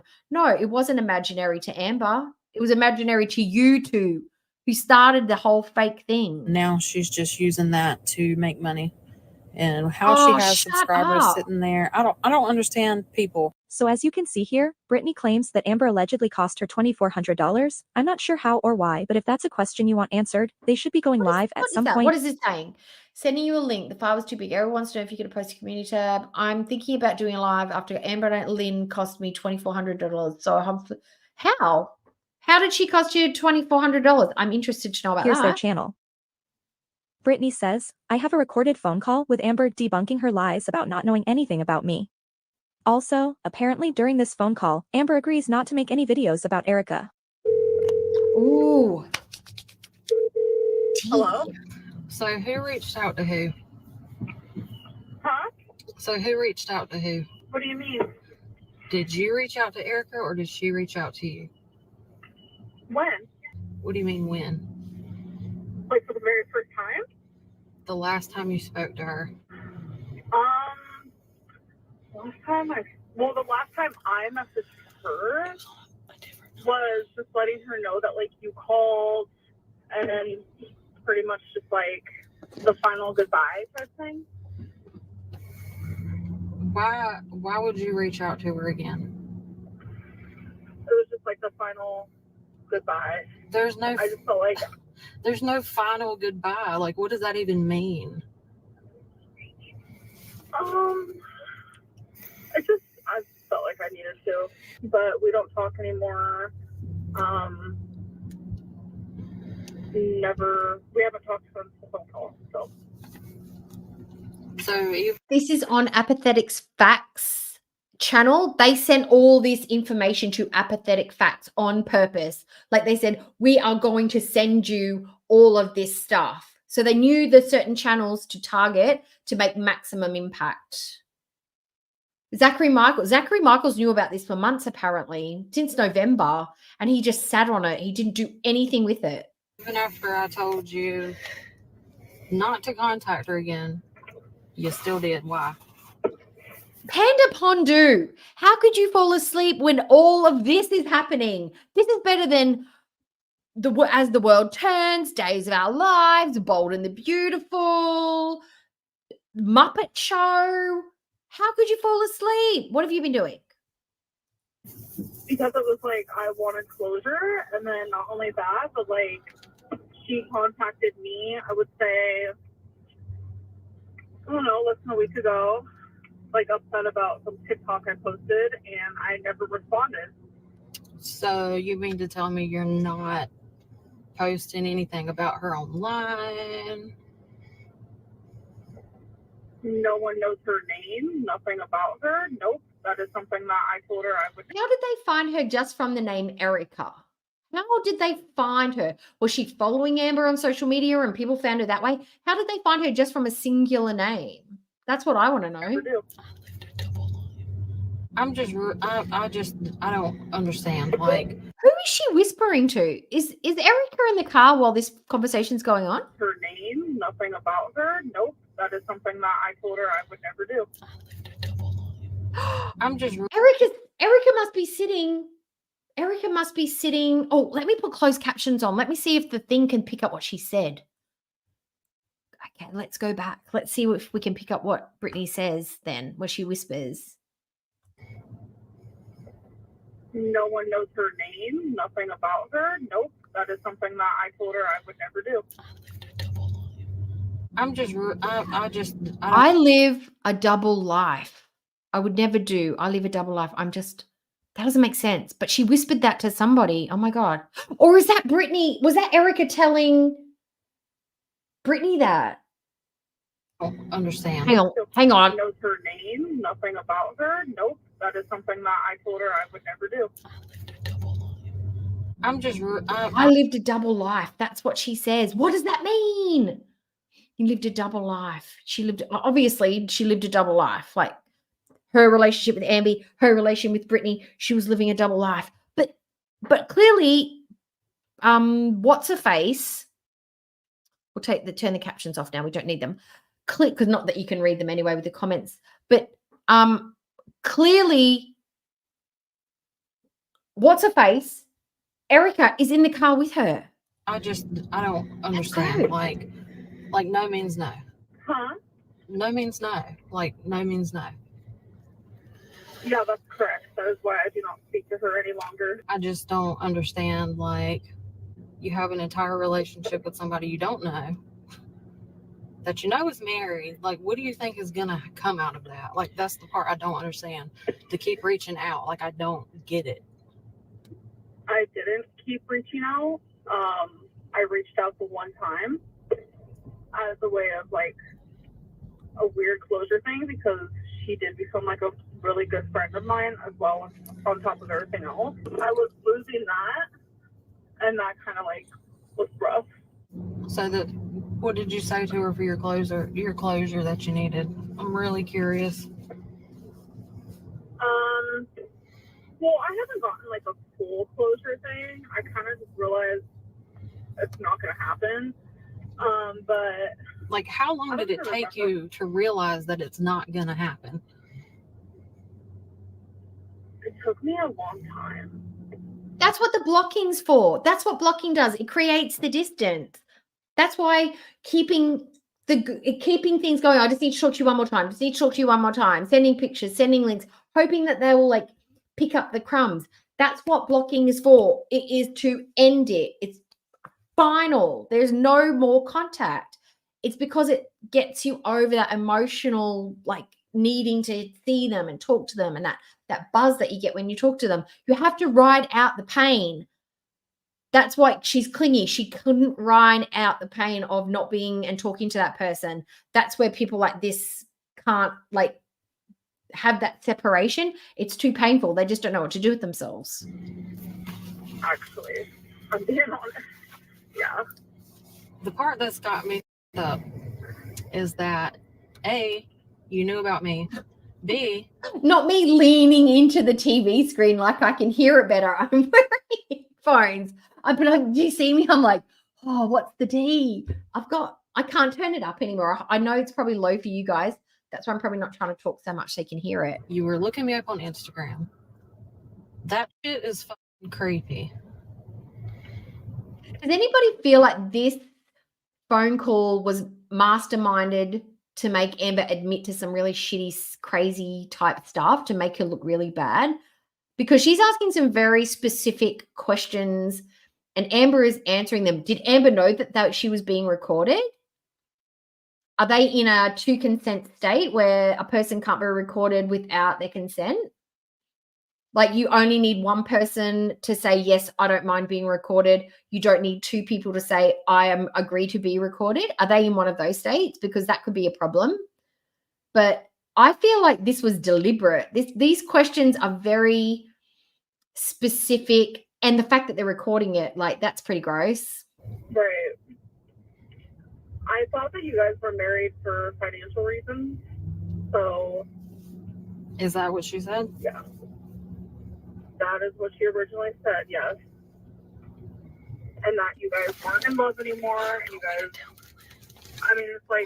I need the captions. I need the captions. I don't really know. I need the captions. Go back. And that you guys weren't in love anymore, and you guys, I mean, it's like... That one. I don't really Sorry, I've got to try and listen. Yes. And that you guys weren't in love anymore, and you guys, I mean, it's like...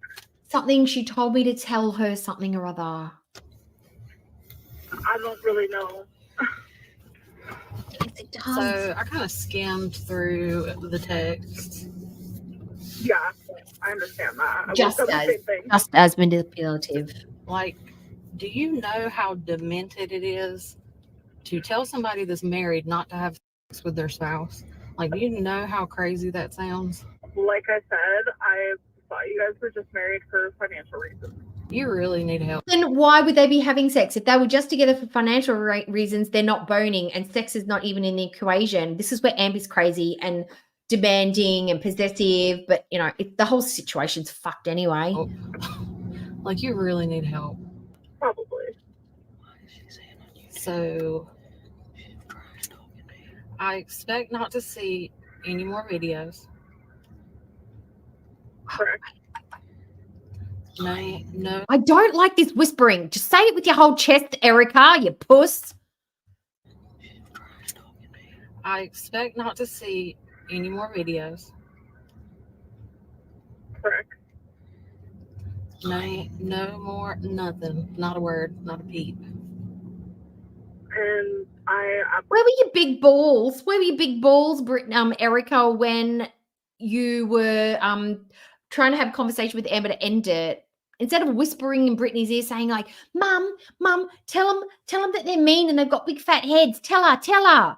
You could have manned up or womaned up or, I don't know, correction guarded up and told her instead of whispering it to your wife in a phone call that Amber probably doesn't even know she's being recorded. Like, what a bitch. What a puss. absolutely respect that. I thought you respected that the other day when I told you, do not call, do not reach out. None of that. I did that one time, and I want you to know, like, I had, like, there was an open line of communication that I did not take. YouTube. Because I was respecting you, and I was respecting myself. And the Oh God, I can't handle the whispering. I need to know all the things. The other day when I told you, do not call, do not reach out. None of that. I did that one time, and I want you to know, like, I had, like, there was an open line of communication that I did not take. YouTube. Because I was respecting you, and I was respecting myself and the people in my life. Double life. So that's why I literally did not reply to her message. Like, I don't. But weren't you like? But you were lying and living a double life. You were lying in a fashion to Brittany because Brittany thought you weren't talking to Amber like that, and you were having an emotional affair with Amber. So you kind of were like lying, like what? They're all fucked in the head. I don't know what she's telling you versus me. Erica is obviously a known cheater and liar. I finally have my rose. Don't you dare scoff. Don't you dare giggle, Erica. You are a known cheater and you are a known liar. Don't scoff at that. What's to scoff at? Nothing. Is completely off. Like, she's crazy and she knows it, and I'm sure you do too. I got roped into shit. Like, I just want the best for the both of you, and I hope that you guys find that with each other. Like, I don't really know what else to do or say anymore at this point. This is manipulative. Like, I apologize. I was very sorry. I don't really know what else to do from this point forward. A known cheater and liar. Yeah, she is. Did she tell you about Yeah. that? Yes, she did. All right. But yet, I was supposed to be different. You know how. Oh, this is telling me that this is not Erica's first rodeo. She's a known cheater and liar. So that means that Amber is not her first dalliance outside of the marriage. That's what I've picked up. Did you guys pick that up too? That's what I think. That's what I've interpreted that comment as. Oh, Erica's shady. She's a shady bitch. You know how it goes. So, I mean, I have answered your questions to the best of my ability. I would really. Like, I feel like she played me. Replay it. Okay, Yeah, replay. she played you. Okay, let's go Hard, back. like a fiddle. Oh, Brittany's a see you next Tuesday. Known cheater and liar. Did she tell you about that? Yeah. Yes, she did. Am I wrong? Am I wrong to think that there's some tea about Erica in the past that she told Amber about? And now Brittany is like, oh, so she told you about that. That's got to be like, you told us some really private stuff to Erica. What's going on, girl? All right. But yet, I was supposed to be different. You know how it goes. So, I mean, I have answered your questions to the best of my ability. I would really. Like, I feel like she played me. What? Yeah, she played you. Hard, like a fiddle. Yeah. And it's crazy to me.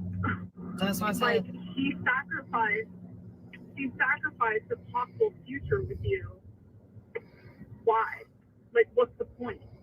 Like, you obviously seem like you have your head on your shoulders. She talks so Like- much shit about you. Like, you know, I seen the shit you said about me too, right? What do you mean? Like, you know, I know all that. Like what? Just know that I know everything you said. So, you know, like the jealousy side of me, obviously, when I'm in a relationship, thinking that she's going to come live with me and that she's in love with me. Yeah, of course. I probably did say some things because I was in a delusional state. 100,000% I could admit that. Like, she had me in a full trance, and I'm absolutely over it. So if you knew that she was a cheater, why still talk to her? Because she said, I'm different. You're so different, Amberlynn. You're so different, baby. I love you. And I love the way you make me feel. You actually make me happy. And you're sexy. That's what I believe. Take a step back and look at it from a different angle. Oh, I'm like, 100% aware I'm a victim. I'm 100% aware I'm a victim. I'm 100% aware I'm a victim. You are an instigator. You're not the victim. You are an instigator. I'm sorry. An actual person that's been cheated on would not be this calm, cool, and collected unless you are ice cold through your veins to be talking to the woman that said, do not have sex with my partner. You're choosing your wife over me. I'm sorry. There's no way you could be this cool. Unless you just did not give a shit and you were like in on it and everything that Erica was telling her was a lie and you know that there was actually no emotional involvement and it was all just stringing Amber along. There is no way you could be this cool and calm. Absolutely not. And I believe that Erica was saying these things to Amber. I 100% believe it. This is not the place where you would make that stuff up to make yourself look good. You would be telling her exactly what Erica was saying. And Erica would be sitting there going, I never said that. I never said that. I never said that. She would be like, She knows that this is what she was telling Amber to make her like fall in love with her. I know that. Had you reached out to me and be like, hey, your wife is hitting me up, I probably could have saved you quite a bit of time there.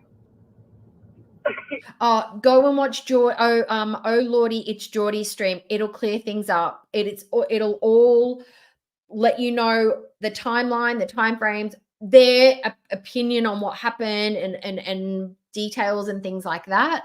But these people are liars too. They're both manipulative liars as well. They're all three of them are gross. Yeah, you probably gotta ask. I thought it was for financial stuff. And we were just friends for the longest. I don't know if she was just faking it the whole time because she needed someone. I don't really know. I don't understand. This is going to be another YouTube video for her. Thank you. I don't either. She just told her to shh. Like, Amber's not supposed to know that Erica's there. Oh, no, because that's right. Because Brittany's picked up Erica's phone. She's like, Erica's too pussy to tell Amber to fuck off. So Brittany's got to do it for her. So we can't let Amber know that Erica's there because, Erica might cave under the pressure. I'm pretty successful. I'm pretty smart. I'm not bad looking. Oh. That's one thing that. But that's what Amber tells herself as well, Brittany. Like, Amber thinks she's hot. Amber thinks she's smart. Brains is good for the books, and she's pretty. Erica definitely did say about you. You're very smart. All of that good stuff. So I believe it. Hi, Smiggly. So, it makes you wonder why she go looking somewhere else, don't it? Honestly, some people just can't stay with one person. I don't know why. I am beyond disgustingly loyal. I stopped talking to several of my friends for her because she didn't even want me talking to them. But yet she had a full life. I heard that one. I heard Erica go, that's a lie. I bet it was a lie. An actual marriage list. That's.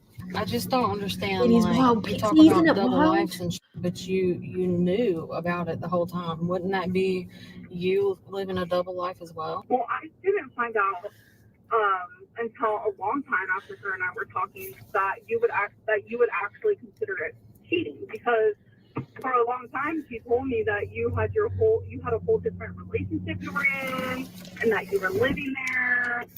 Erica said a lot of lies. But why would Amber have to tell Erica, don't have sex with your wife? You're not allowed to have sex with your wife. If they were not in that kind of mutual relationship, look at me scissoring, mutual relationship, why would you have to forbid sex between them? If they're not loving like that anymore, you wouldn't need to worry about it. She can go and delete the messages because I'm not a screenshot taker, but it's Oh, all go there. have a I rest, can take every Mash. single thing on my Everybody say bye, Mash. Good vibes for Mash. Hope you feel better. I hope, brain fog. No, Noel's got brain. I hope your recovery's good. Have a good day tomorrow. Get some good rest. Your body feels good. No more fainting. No more falling down and not knowing what's going on. We want nothing but peaceful, beautiful slumber and just chill days. That's what we want, okay? That's what we're manifesting for Mash. end. And then it was literally just a couple months ago where we had this whole like talk where I was like, I'm gonna get to ask you whatever question because I felt in my gut something was wrong. All of this was prompted because Amber said Erica's name in her video, and that made Kiwi Farms go beep, beep, beep, beep, beep. We're locking in, guys. So then they went trolling through the social medias. They rounded it down, roughed it out, found Erica, and then they were just flooded. And then, of course, because Erica is probably tagged with Brittany, they found out who Brittany's wife is. And then this is all blown up simply because Amber said Erica on her video. And something was off, something just seemed weird, like she was lying to me. Yes, made the So I said, pillow we're going be to have a soft. discussion where you're going to answer every single question that I have and you're going to answer it honestly. So that's where the video ends, and that's about all the tea I have for you today. I'm sure I'll see you in the Brilliant. comments section below, or I'll see y'all in the next. Oh, that was brilliant. Okay, let's give Apathetic Facts some love, some likes. Go watch that. If I talked over anything or you need some clarification, please watch Apathetic Facts. Lordy, it's Geordie. Oh, Lordy, it's Geordie. Go and watch that. That's really, really good. There's text messages I haven't even covered, but this is juicy, guys. This is a T-bone steak, mate. It's a tomahawk. It's oysters. It's lemon. It's salt. It's a margarita. It's a hot cross bun with melty butter. It is brilliant, and I'm loving it. Doesn't it make Chantal just look boring AF? The most exciting thing she did yesterday was get sauce on her lip and put on some stupid, ugly eye glitter. I was really excited to talk about a new swimsuit, but fucking hell, this was better, wasn't it? Oh my God. Now, I am going to make sure that Apathetic Facts get some coins from me, and also Lordy, it's Geordie. Thank you, Antonia. Some of that money that you sent me today will also go to making sure that these two content creators get some revenue, because maybe you guys might not go and watch it. At least give them a like so it gets pushed into the algorithm if you don't want to go back and watch this again, for the revenue that they're going to miss out because you've watched it on my channel instead of going to their channel. Okay, so I feel like that might be good compensation. I hope they don't get mad at me. Please don't get mad at me. It's just too juicy not to watch it. All right, guys, I think we might wrap it up. I won't even worry about the other content we were going to watch. We can watch that another time. I am going to be doing weekly live streams, if not 2 a week, but at least 1 a week. I'm going to try and move it around Pulpy if I can in my own time frame. I'm on a really good sleep schedule, so that's why I can't really push it after Pulpy anymore, because I'm actually in bed asleep, and I do not want to break my good sleep cycle just to do a live stream, because that's counterproductive for me, because sleep is essential for healing, my mental health, my diet needs, and my work life, and I can't fuck around with that, and I don't want to. But I will do my very best to try and live stream at a convenient time for you, a good time for me, and then we can have fun and everybody's happy. Whoop, whoop. Okay, everybody, thanks for coming. It is some good tea. Go and have a roam around, see what other good juicy bits you can find. Enjoy it. Oh, it's good. It's so good. It's so good. Chantel's fucked. She got to come up with something good. She's got to leave Sala again to top this. All right, everybody, have a good one. Oh, let me say goodbye to some people's names. Oh, before we go, I've got to drop the last lot of memberships. I've got to find my own channel. Where am I? That's not me. Okay, let's go back. Let's find Joe. There I am. Okay, the last memberships. Oh, I can hear myself and I don't like it. Okay, here we go. The last 5 memberships. Go. 5. Okay, 5 more. Who is it? Who's it going to be? Oh, I can't see. Oh, yes, I can. Okay, here we go. We've got Trailer Park Trophy Wife. Woohoo! Woo! We've got Tiny Walnut. Dollar sign. Cha-ching. Who else? There should be more. Where are they? Where are they hiding? Oh, it's not showing me. It's not showing me. I can't see the other two. I might have to wait. It's not uploading. Oh, it is the best tea. It is absolutely the best. This is juicy as. It's juicier than Amber's ass and Fruity Beauties combined. Okay. Oh, Antona's got one. Woo! Antona's got one. Cool. That looks like it's it. That's it. And Oceana's on. Woohoo! Excellent. Beautiful. So that just means you can look at all the content that I've got, all my members' stuff. Not that I've got a huge amount, but there are some. Anyway, thanks, guys, for joining me tonight. It was fun. It was good. It was juicy. It was tea. It was, oh my God, no poker face here. But anyway, please go and give Apathetic Facts and Oh Lordy Geordie some love. Go sub, go like, go let other people know about it. And woo, we'll see what tomorrow brings. Bye. Bye. Bye. Bye. Bye. Bye. See you later.